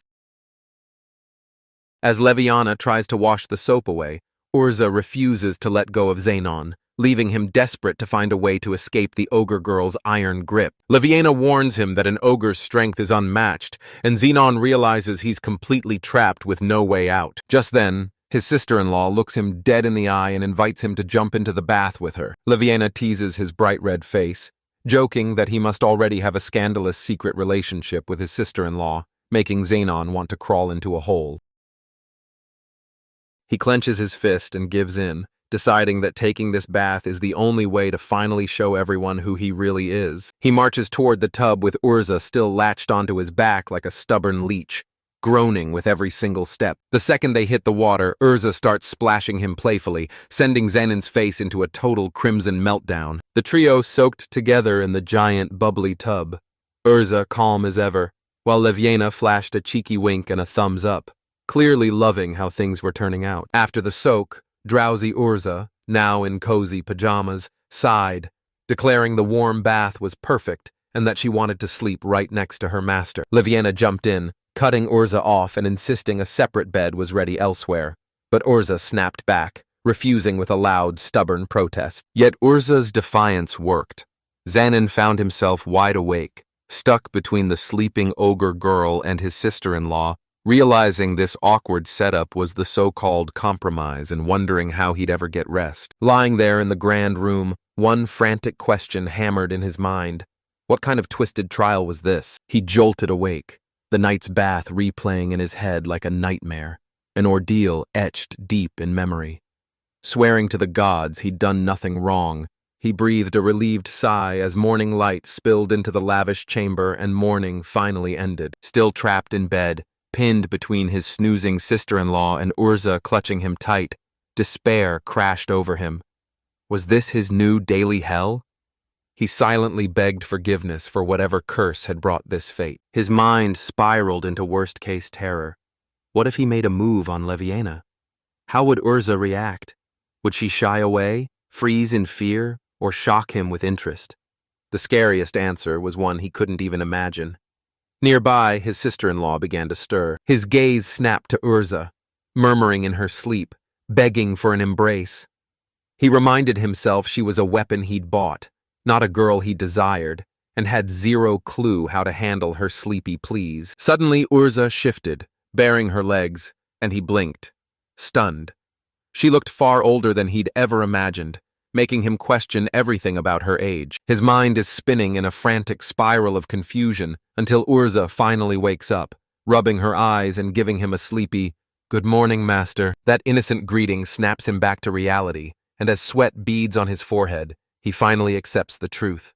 She's just a child, and a massive wave of relief washes over him. Suddenly, his sister-in-law appears with a cheerful smile, stroking his cheek and asking if he slept well, completely clueless about the mental war raging inside him. He recoils from her touch, his heart racing as the sheer weight of this insane situation becomes too much to handle. At the breakfast table, Leviana serves Urza a massive feast, while the maid remains perfectly professional, acting as if the morning wasn't a total disaster. Decked out in his sharp academy uniform, Xenon prepares to head out, sternly reminding a uniformed Urza to remember every single lesson he taught her. She pumps her fist with explosive energy, swearing to stay out of trouble, while Xenon knows bringing her to the Royal Academy as his guard was the plan from the very start. As they trek through the wild forest path, he realizes he'll need her strength for the Academy's brutal curriculum of dungeon crawling and monster hunting. Reaching the carriage, he drops a final ultimatum. One slip-up and she's banned.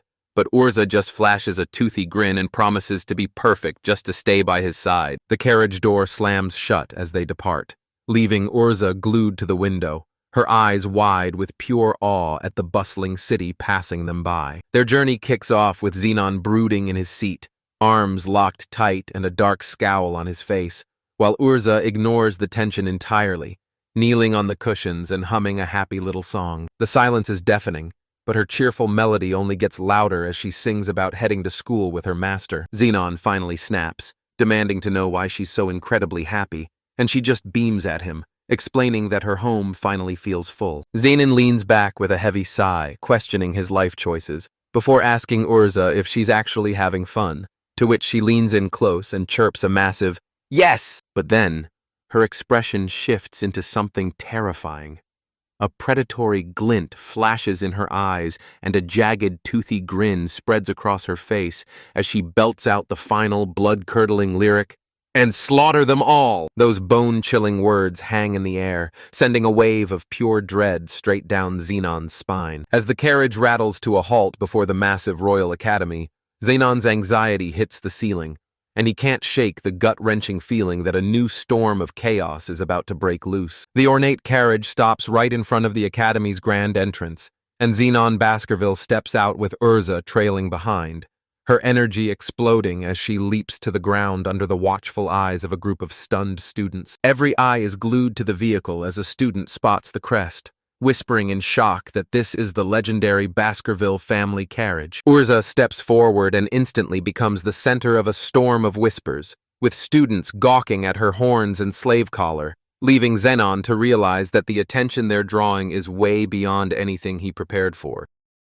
She's absolutely glowing with joy, telling Inon how thrilled she is to join her master at the academy before boldly offering to lead the way. His face knots with stress as he snaps that she has no idea where she's going, ordering her to act like an adult and stay behind him. Zenon charges forward with total focus, cutting through the crowd of students while Urza follows right at his heels. The other students stare in awe at Zenon's cold, emotionless mask, while Urza's eyes sparkle with pure wonder at everything around her. Urza hails from the demi-human continent, a land of pure warriors, leaving everyone wondering if a fighter like her can survive a peaceful academy. She hums a happy tune to calm him down, promising to be a perfect attendant, but she panics when she sees him clutching his side in pain. He gives her a gentle pat on the head to ease her mind, insisting he's perfectly fine and was just lost in his own head. He lays down the law with a stern warning: stay away from trouble and do exactly what he says, and they'll get through this. He marches toward the Grand Academy but stops dead in his tracks, realizing that even if you don't look for trouble, it always finds a way to find you. His worst fears come true instantly as a sharp voice barks out the name Baskerville. It's Leon Prey, and he's looking for a fight. Leon points a finger in pure rage, demanding to know why Zenon has a little girl in a slave collar. He brands Zenon a monster who must be stopped, declaring himself Leon Brave, a hero of justice who won't let this cruelty stand. His fury boils over as he remembers the dungeon incident, regretting he ever thought Zenon was a decent guy. He screams that Zenon is nothing but a typical Baskerville, a heartless villain who lives to cause chaos. Students swarm the academy courtyard to witness the showdown, but Zenon just clicks his tongue in total boredom. From the shadows, another student watches, desperately trying to fix this mess before the world's destiny is ruined. Leon is supposed to be the Demon Lord's slayer, and he can't let some random incident distract the hero from his true path. The air crackles with tension as the two rivals face off beneath the towering academy spires. The hidden observer is losing his mind, wondering why Zenon keeps sabotaging the hero's journey. He grips his head in agony, cursing a reality that refuses to follow the game's script. He knows the girl needs saving, but he realizes the real problem is Leon's own massive hero complex. Suddenly, the headmaster steps in and drops a bombshell. Zenon bought the slave legally and has full permission to have her on campus. While the crowd gasps in horror, the headmaster shuts Leon down completely, leaving Zenon with a smug, victorious grin. Zenon scoffs at how predictable this hero of justice is whenever a girl is in trouble, just as a furious shell Uranus storms onto the scene. Meanwhile, Leon huddles with a classmate, whispering about using brute force to snatch Urzel away. But the law is a cold reality. In this kingdom, slaves are property, and liberating her would be branded as straight-up robbery. Zenon watches the hero struggle, mocking him for wasting time on such a messy situation. Then, a wicked thought strikes him. Just how much gold is Leon willing to cough up to buy this girl's freedom? Our gamer protagonist watches from the sidelines, thinking that every RPG hero loves taking the long way around, but hey, That's just how a real main character is supposed to act. Snapping back to the moment, Zenon tells Leon to beat it before resting a hand on Urza's head, declaring she isn't for sale at any price because she's his most precious subordinate. Leon absolutely loses it, screaming that Zenon is a total moron who just doesn't get it as he lunges forward and whips Zenon around by the shoulder. He swings a wild punch that catches Zenon off guard, but a blood-curdling scream stops him cold because Urza will never forgive anyone who dares to lay a finger on her master. With insane agility, Urza rockets into the sky, brandishing a spiked club so massive it looks impossible for her to carry, leaving both men staring up in total shock. She lets out a primal roar and slams that weapon down, obliterating the stone pavement and sending massive cracks rippling through the earth as Leon stumbles back in pure horror. Standing over the smoking crater, her red eyes burn with a murderous fire as she snarls that no enemy of her master will escape her wrath alive. She swings that spiked club again, screaming that she's going to splatter his guts, while a terrified Leon throws his hands up and begs her to just calm down and talk. His sword barely holds back the bone-crushing weight of her club as Shell Uranus screams from the crowd for him to stop. But Leon desperately yells back that he's only trying to save her. But Urza's eyes remain cold and heartless, showing him that there is absolutely no room left for negotiation. That unstoppable charge sent a wave of pure terror through the onlookers, sending students scrambling for their lives while Leon bolted in a desperate sprint with a bloodthirsty Urza right on his heels. Zenon clutched his head in a fit of rage, knowing he couldn't just stand there while his own subordinate went on a mindless rampage. He lunged forward with a roar, desperate to stop her, but Urza just flashed a wicked grin and promised to wipe his enemies off the face of the earth. He screamed for her to obey him, but it was useless. Once Urza enters that battle trance, she loses all touch with reality, charging ahead with a look of pure, twisted ecstasy. The academy turned into a war zone as panicked students shrieked and dove for cover, begging anyone to find a teacher before they were all caught in the slaughter. Realizing he was the only one who could end this madness, Zenon hardened his heart and let out a thunderous cry. Brace yourself! With a primal scream, Urza swung her massive club straight for Leon's chest, but Zenon's hands shot out and caught the weapon mid-air, stopping the blow cold and freezing the entire crowd in stunned silence. He clamped down on the weapon as a violent surge of energy ripped through Leon, twisting his face into a silent, agonizing scream. The sheer shock of the impact sent Leon crashing to his knees, his body convulsing violently as foam began to bubble from his mouth. A collective gasp of horror erupted from the students, who could only stare in absolute disbelief at the brutal scene unfolding before them. Zenon ignores the shocked crowd and orders Urza to stand down, declaring the fight is over. Shell screams out in total confusion, while even Urza looks stunned by the sudden command to stop her assault. He turns to the frozen crowd with a smug grin, laughing off the chaos as a simple misunderstanding. He mocks how embarrassing the scene is before dragging Urza away, leaving Aerith and Shell watching in absolute disbelief. After a mock apology to the witnesses, he leaves Leon Lee broken and bleeding on the pavement. The beatdown is complete, and the protagonist has finally been avenged. Medics haul Leon's limp body away on a stretcher as rumors begin to fly. A student tells a worried Shell that Leon snapped and attacked a little girl, but that girl was just way too powerful for him. Gossip spreads like wildfire through the academy gates as everyone whispers about the scandal. Students wonder if Leon broke the rules, all while the name Baskerville echoes through the crowd. The headmaster drags Zenon into his office, scolding him for his brutal self-defense and demanding he stop the chaos. Once they're alone, Zenon grabs Urza's face and warns her to stay away from the school, but his voice softens as he admits how much this hurts him too. Even after that intense warning, Zenon walks right into the massive lecture hall with Urza by his side. As he sits down, a hyped-up student with an undercut shouts out a greeting to Baskerville. Zenon has no clue who this guy is until the kid reminds him that Zenon saved his life during the Gargoyle Massacre. Shell and Aerith watch from afar, whispering that Leon was actually a decent guy just trying to protect Urza from Zenon's grip. The friendly student tags along, asking if he's annoying, but Zenon just drops a cryptic line about how collaring a girl is a total crime. The student just laughs it off, joking that a handsome guy like Zenon shouldn't look so miserable all the time. While Zenon keeps a cold, stone-faced expression, Urza is absolutely beaming with joy. He admits that since Zenon saved his life, His grudge against the basketball family has completely evaporated, but his praise is cut short when a girl with a high ponytail screams in delight and tackles Urza into a massive hug. A friendly student leans in to reassure Xenon that Elisa just has a soft spot for small animals, which finally makes Xenon relax.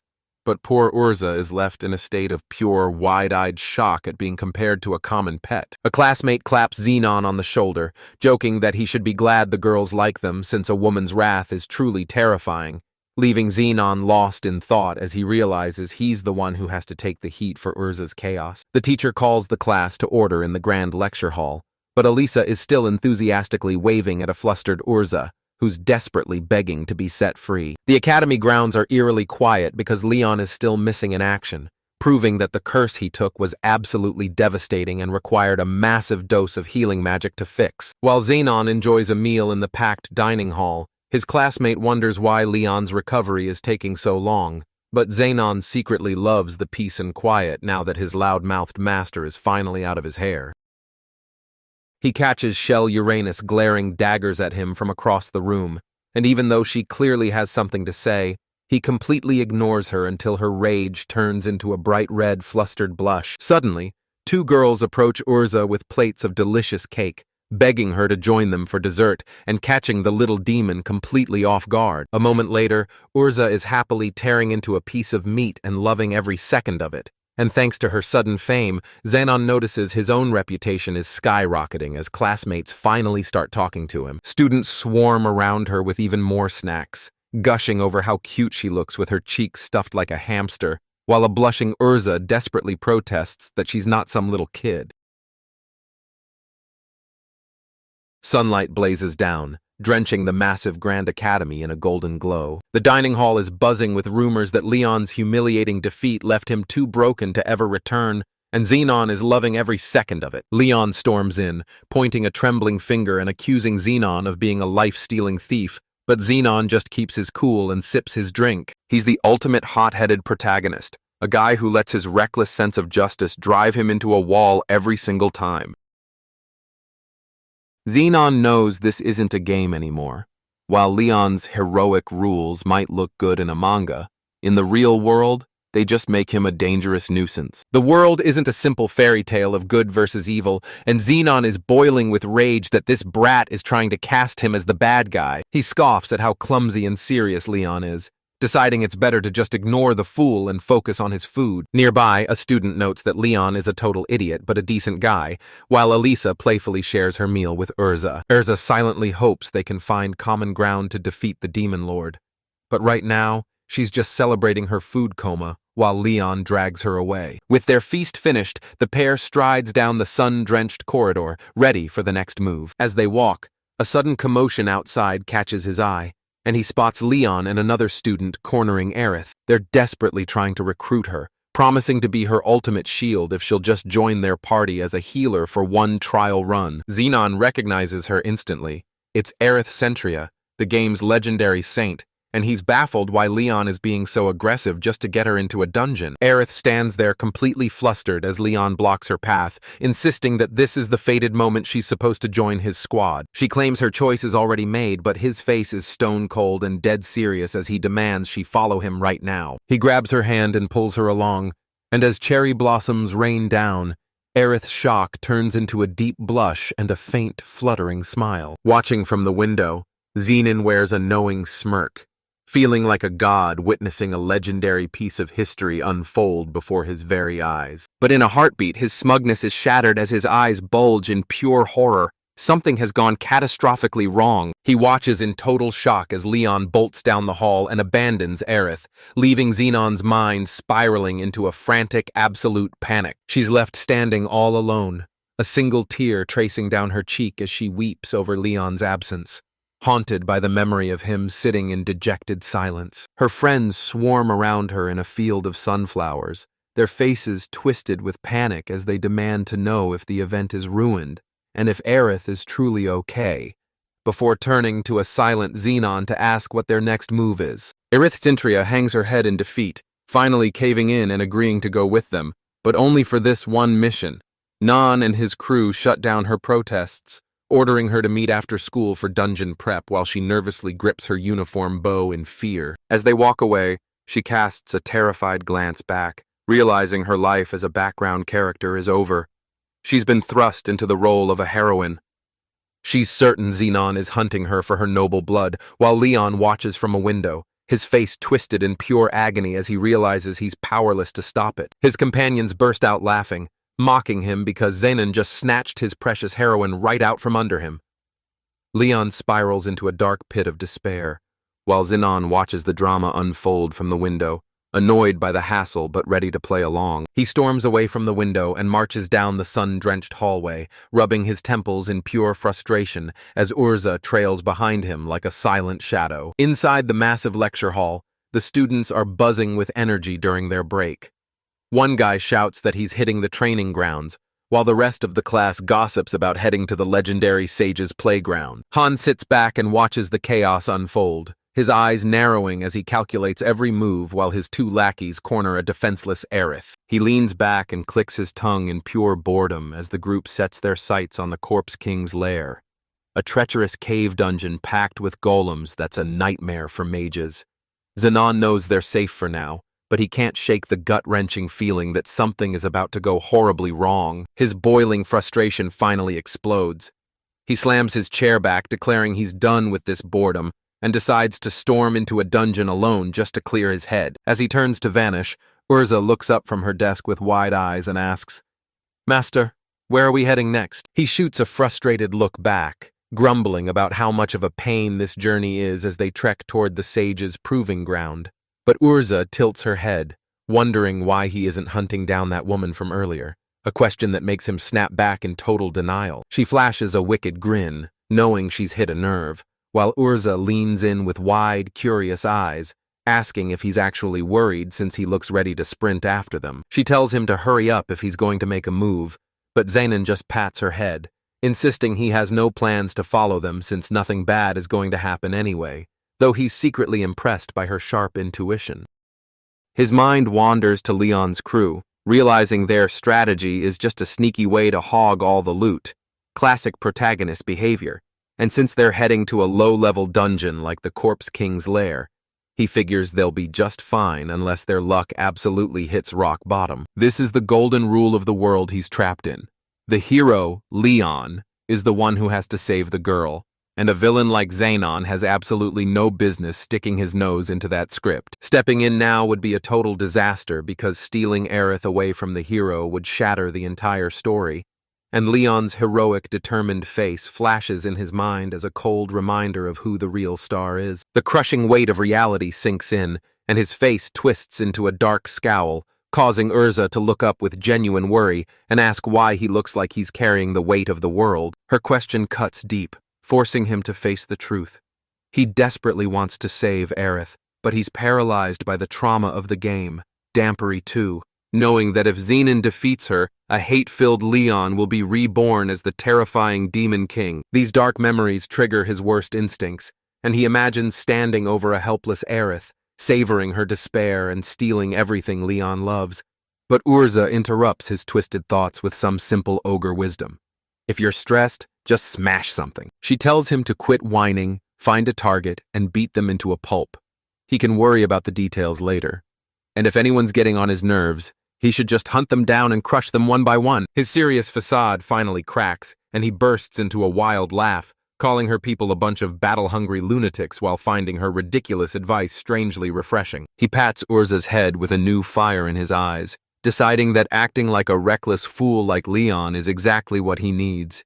He's done playing by the game's rules, and Urza gives him a beaming, enthusiastic yes. This all comes from a place of pure frustration, because trying to save Aerith and let Leon be the hero has only brought him misery.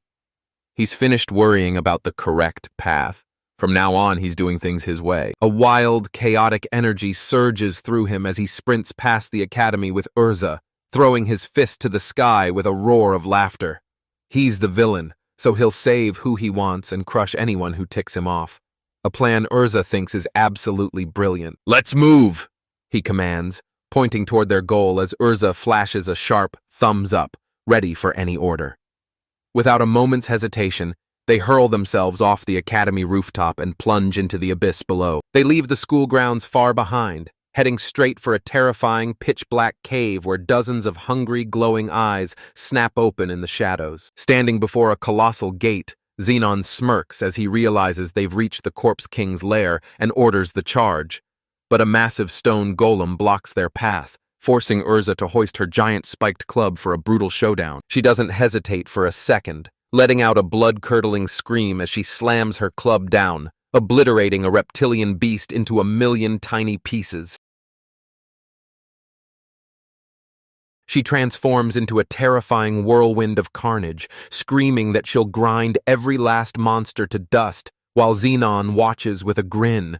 That heavy club is doing wonders, shattering the rock-hard skin of these beasts like they were made of glass. After the final beast falls, Urza beams with pride and shouts, "Master, I did it!" as Xenon praises her incredible strength.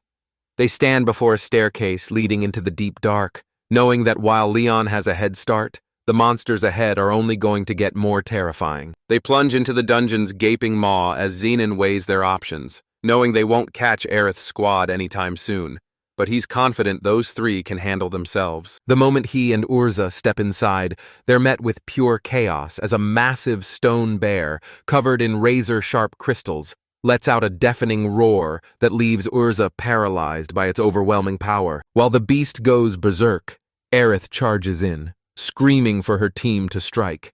But just as Leon's blade glows with lethal magic, Xenon sends a silent command that forces him to freeze in total confusion. Urza is gasping for air, standing over the mangled corpse of a rock monster while Zenon watches from the sidelines, a single drop of sweat rolling down his face as he calls out to her. She flashes him a carefree grin, acting like the fight was a walk in the park.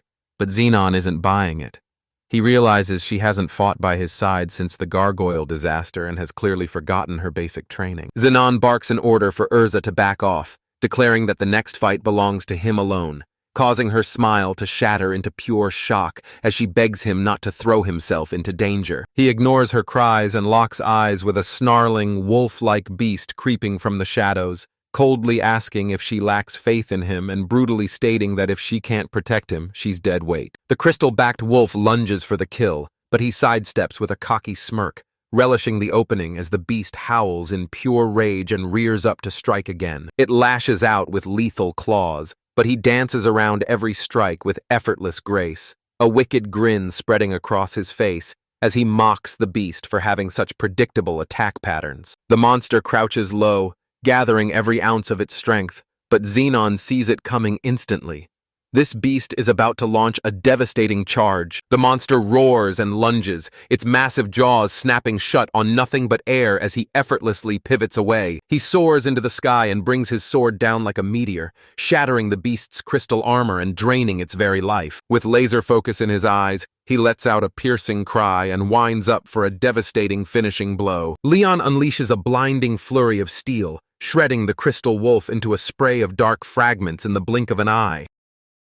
Earth looks on with pure adoration, declaring that Xenon is the strongest master she could ever hope for. He explains that his pro-level skills let him solo that beast without magic, but warns her that they'll be overwhelmed if they let their guard down. They press forward into a cavern filled with monster corpses, where Urza excitedly discovers a mysterious ring hidden in the wreckage. The path opens into a massive, shimmering crystal cavern, the 8th floor, known as the Tyrant King's bedchamber. Urza stands ready in her new combat gear, gripping a spiked club and vowing to slaughter anyone who dares to cross their path. Suddenly, Urza spots something in the shadows and lets out a scream, causing Xenon's expression to turn cold as ice. Shout points toward a pitch-black alcove where a small group of figures are huddled together in the shadows. It's 3 adventurers who instantly bolt in pure terror, screaming about a monster in the dark. But Xenon roars for them to halt. They ignore him, so he triggers his Shadowbind ability, sending jagged dark tendrils bursting from the earth to slam the cowards back onto the stone floor. He looms over the trapped men with ice-cold eyes, demanding to know why Baskerville is here and, more importantly, where the hell is Aerith Centria? The cowards stammer that they were just hunting for loot and never expected a beast this strong. But Xenon just clicks his tongue in pure annoyance at their pathetic excuses. Done with their talk, he orders Urza to move out, ignoring the frantic screams of the trapped men as they beg him to break the spell. He leaves them to their fate and pushes deeper into the cave, stepping over mangled monster corpses while hoping the spell wears off before something else finds them. To him, abandoning your allies is the ultimate sin, but he suddenly freezes in his tracks, his eyes widening at the nightmare waiting in the next chamber. Towering over him is a massive, shimmering gigant mithril golem, a crystalline titan that takes up every inch of the cavern. The beast lunges with a lethal claw, but a young nun barely holds it back with a flickering energy shield, forcing Xenon to ready his dark blade for a brutal showdown. Xenon commands Urza to distract the beast and stay alive, strictly forbidding a direct fight. She lunges forward with a roar to bait the monster, while the nun stares up in total shock, realizing this man is the legendary Baskerville. The girl begs him to run, crying out that the monster is unbeatable, but Xenon just looks down at her with pure annoyance. He snaps that she should be begging for help instead of playing the martyr, grumbling that she's exactly like her stubborn character in the game. Slumped on the cold floor, she's trapped in her own head, convinced that a true saint must throw their life away for others. To her, dying for a stranger is the only way her miserable life could ever have meaning. She claws at Xenon's clothes, gasping for air as she pleads with him to abandon her and save himself. She begs him to leave her and the girl to rot, yet even as she faces death, she weakly asks if he's okay. Her martyr act makes Xenon's skin crawl, so he grabs her chin and shoves a potion down her throat, barking at her to drink up. She sputters and thanks him, but the second she offers to die so he can escape, Xenon snaps. He's going to have to teach this foolish woman a lesson she'll never forget. He explodes with rage, snarling at her and demanding to know who she thinks she is. As Urza clashes with the golem in the distance, Aerith stares up in stunned silence while Xenon makes a vow. He'll force her to beg for help and save her soul for real. With the gigant mithril rampaging behind them, Xenon looms over Aerith, his voice trembling with fury. He warns her that they're all going to die and demands to know why she won't just let him be the one to protect her. He spits out that her pathetic self-loathing makes it seem like her life is worthless, leaving Aerith stammering and completely speechless. This twisted need to die started years ago, back when she and her mother were cornered by a pack of ruthless bandits. To save her child, Aerith's mother cast a massive barrier, a forbidden spell that slowly drained the very life from her body. Her power is fading fast, and she knows Aerith is a dead woman if this continues, but she refuses to drop the barrier, even if it costs her life, as the guards swarm in to finish them off. The vision shifts to a graveyard where a young Aerith sobs over her mother's tomb. She spent her life treating herself like garbage because she survived, but Xenon screams that he should be the sacrifice, not her.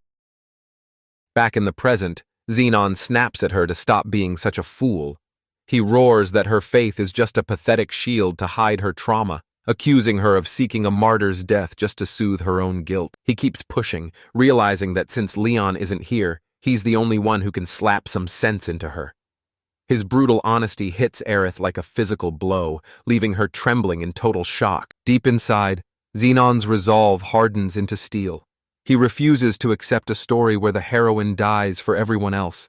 He was reincarnated for a reason, and he'll tear down every tragic ending in his path, whether he has to be a savior or a monster to do it. He seizes her, his gaze burning with an intense fury.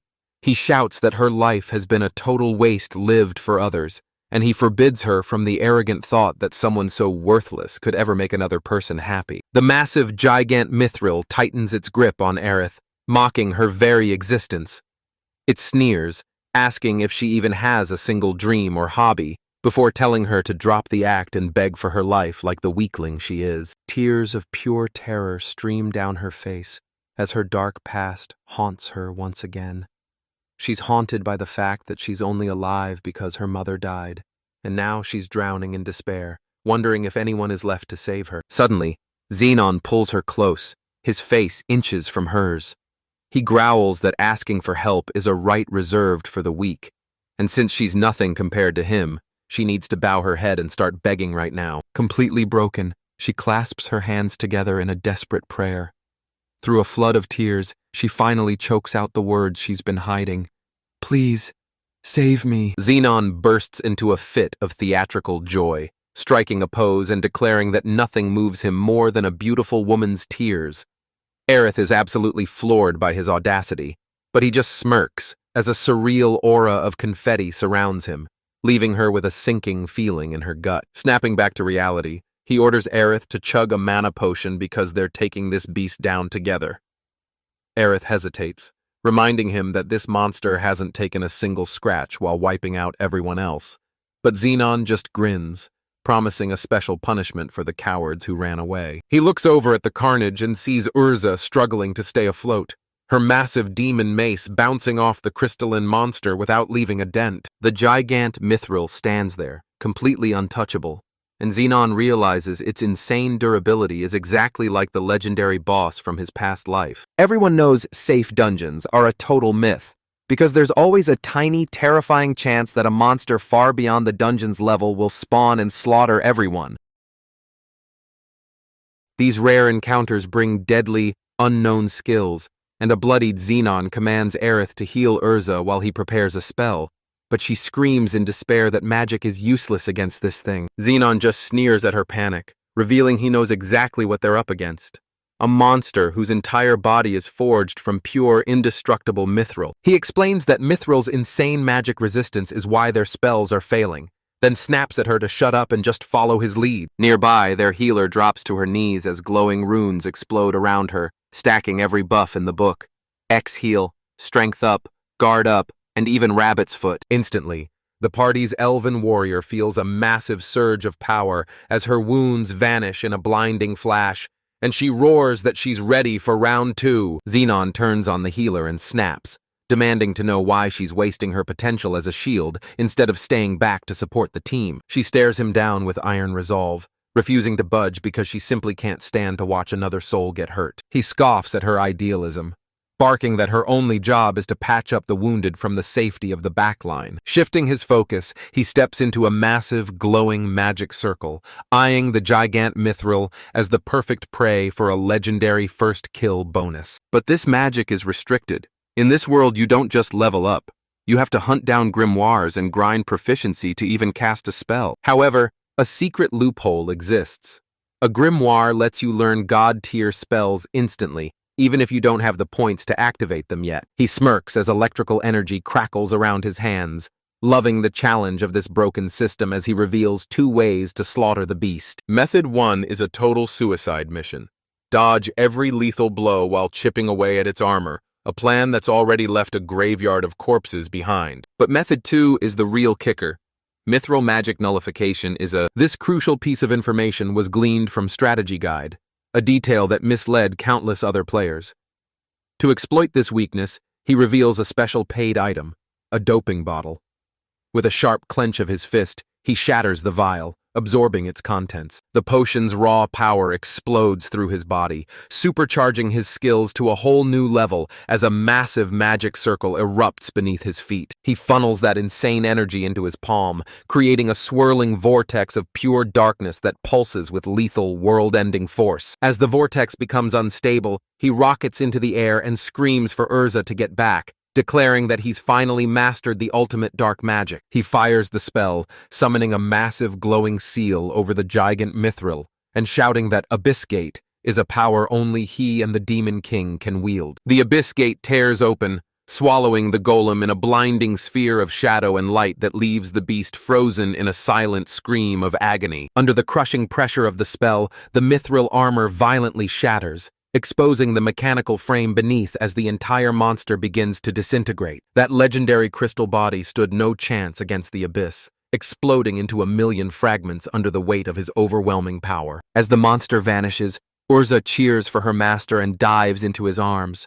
But Xenon looks like a ghost, completely drained from the fight. The healer watches them in a daze, remembering her mother's words about finding her soulmate and dedicating her entire life to him. Suddenly, Xenon's scream of pain breaks her trance as the potion's backlash hits him, but the nun just yanks on his ears and scolds him for being so reckless. She stammers out a denial, her face turning beet red as she looks away. But missing Aerith's words was a massive blunder that's about to change everything. A massive crystal cave looms in the shadows, covered in the wreckage of a brutal war. Shattered blades and ruined armor are everywhere, showing just how violent the fight really was. Xenon stares at the counter medal of conquest, a rare trophy earned through blood and victory. He wonders if this world works like a video game, where he can trade this loot for something insanely powerful. Decision made, he turns his back on the cave with the elf warrior and the nun healer right on his heels. He looks back and asks if they're finally ready to get out of here. As they move out, a raging tornado of wind blocks their path, trapping two terrified students who scream out the name Baskerville in pure desperation. The students beg for their lives, but Xenon just scoffs and turns away, ready to leave them to die. The nun healer stops him, demanding to know if he's really that cold-hearted after she paid a fortune for his services. He glares at her with a terrifying look, admitting he ditched his team but claiming it's his duty as a teacher to punish these brats. He argues that saving them goes against everything he stands for. She fires back instantly, begging him not to ruin his reputation over trash like them. She pleads with him to keep his hands clean and walk away with his dignity intact. He stops dead in his tracks, realizing that if he lets monsters eat his classmates, he'll be hated by the whole academy and lose every friend he's ever made. With a single, sharp snap of his fingers, the massive vortex vanishes into thin air. The two students are slammed into the dirt, desperately gasping for a single breath of air. Xenon flashes a wicked smirk at the stunned nun, mocking her holy status and telling her to stop being such a headache. Elsewhere, the horned girl Urza gears up in new battle armor, blushing as a hooded Xenon hands her a striped bag before she shouts that she's ready to crush some skulls. The nun is completely spiraling and tripping over her words, but Xenon just waves her off like she's nothing while Urza glares up at her. Suddenly, the nun finds her resolve and declares she won't save the other students. Xenon is her savior, and she'll protect him at all costs, just as a monster slams into Urza and sends her flying. Her heavy declaration echoes through the cavern, leaving a thick, tense silence hanging between the two of them. Meanwhile, Urza is having the time of her life, happily scooping up loot and coins while monsters are being absolutely shredded in the background. Xenon finally breaks the silence, mocking the nun's sudden attitude and asking when she decided to become his bodyguard before calling Urza back. She obeys instantly, sprinting back to his side in a heartbeat with a massive grin on her face. She proudly holds up her bag, which is literally overflowing with shimmering crystals, begging her master to check out her massive haul. He gives her a proud pat on the head for her hard work, leaving Urza beaming with joy while the nun watches the tender moment in total shock. With their mission finally over, Xenon's voice rings out across the stone steps as he asks if they're ready to head home. He guides the nun and the warrior Urza out of the jagged dungeon,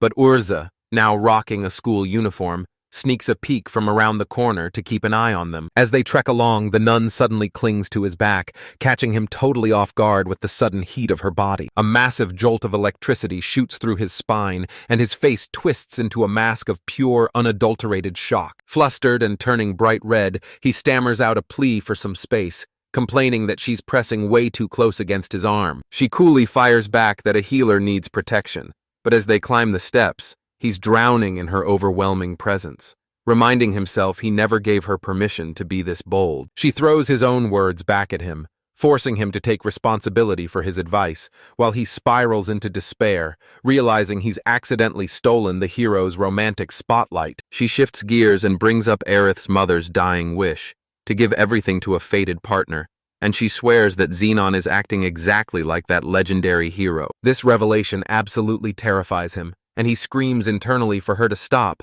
convinced that this whole hero thing is just one massive, catastrophic misunderstanding. She calmly suggests that his destiny is still unwritten, but then she drops a bombshell.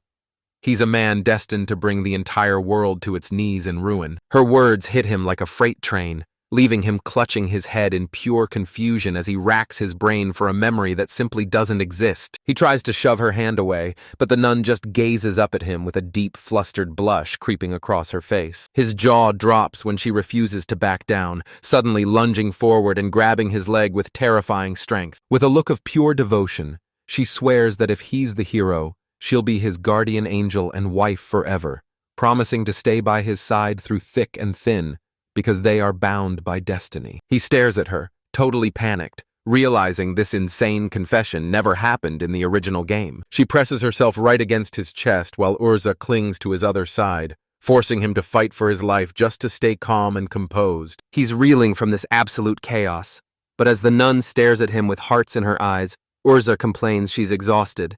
So Xenon sighs and offers her a lift. They trek through the massive dungeon with Urza perched on his shoulders, while the nun helps a struggling Aerith, telling her she's in safe hands. The nun points toward a blinding light at the end of the stone tunnel, excitedly telling Xenon they've finally conquered the dungeon. He nods, keeping his eyes locked on the exit, but suddenly the nun leans into him as her stomach lets out a massive, hungry growl. He lets out a weary sigh, feeling the weight of the two companions now trailing behind him. Perched atop a throne of his fallen enemies, he scoffs at the idea of following some pre-written script. He refuses to be a mere puppet and will carve his own destiny to save this world. He looks at Urza, who's finally found her footing, tearing through dungeons with a level of confidence that proves just how much she's evolved. But she's not alone. He's assembled a powerhouse squad of legendary heroines, including a devoted healer, the brilliant sage Aerith, and the unstoppable Nagisa. The group finally bursts out of the dungeon's depths, and as the blinding dawn hits their eyes, Xenon realizes they've survived until morning. Towering before them are the massive, ornate gates of the academy, finally welcoming them back to the world of the living.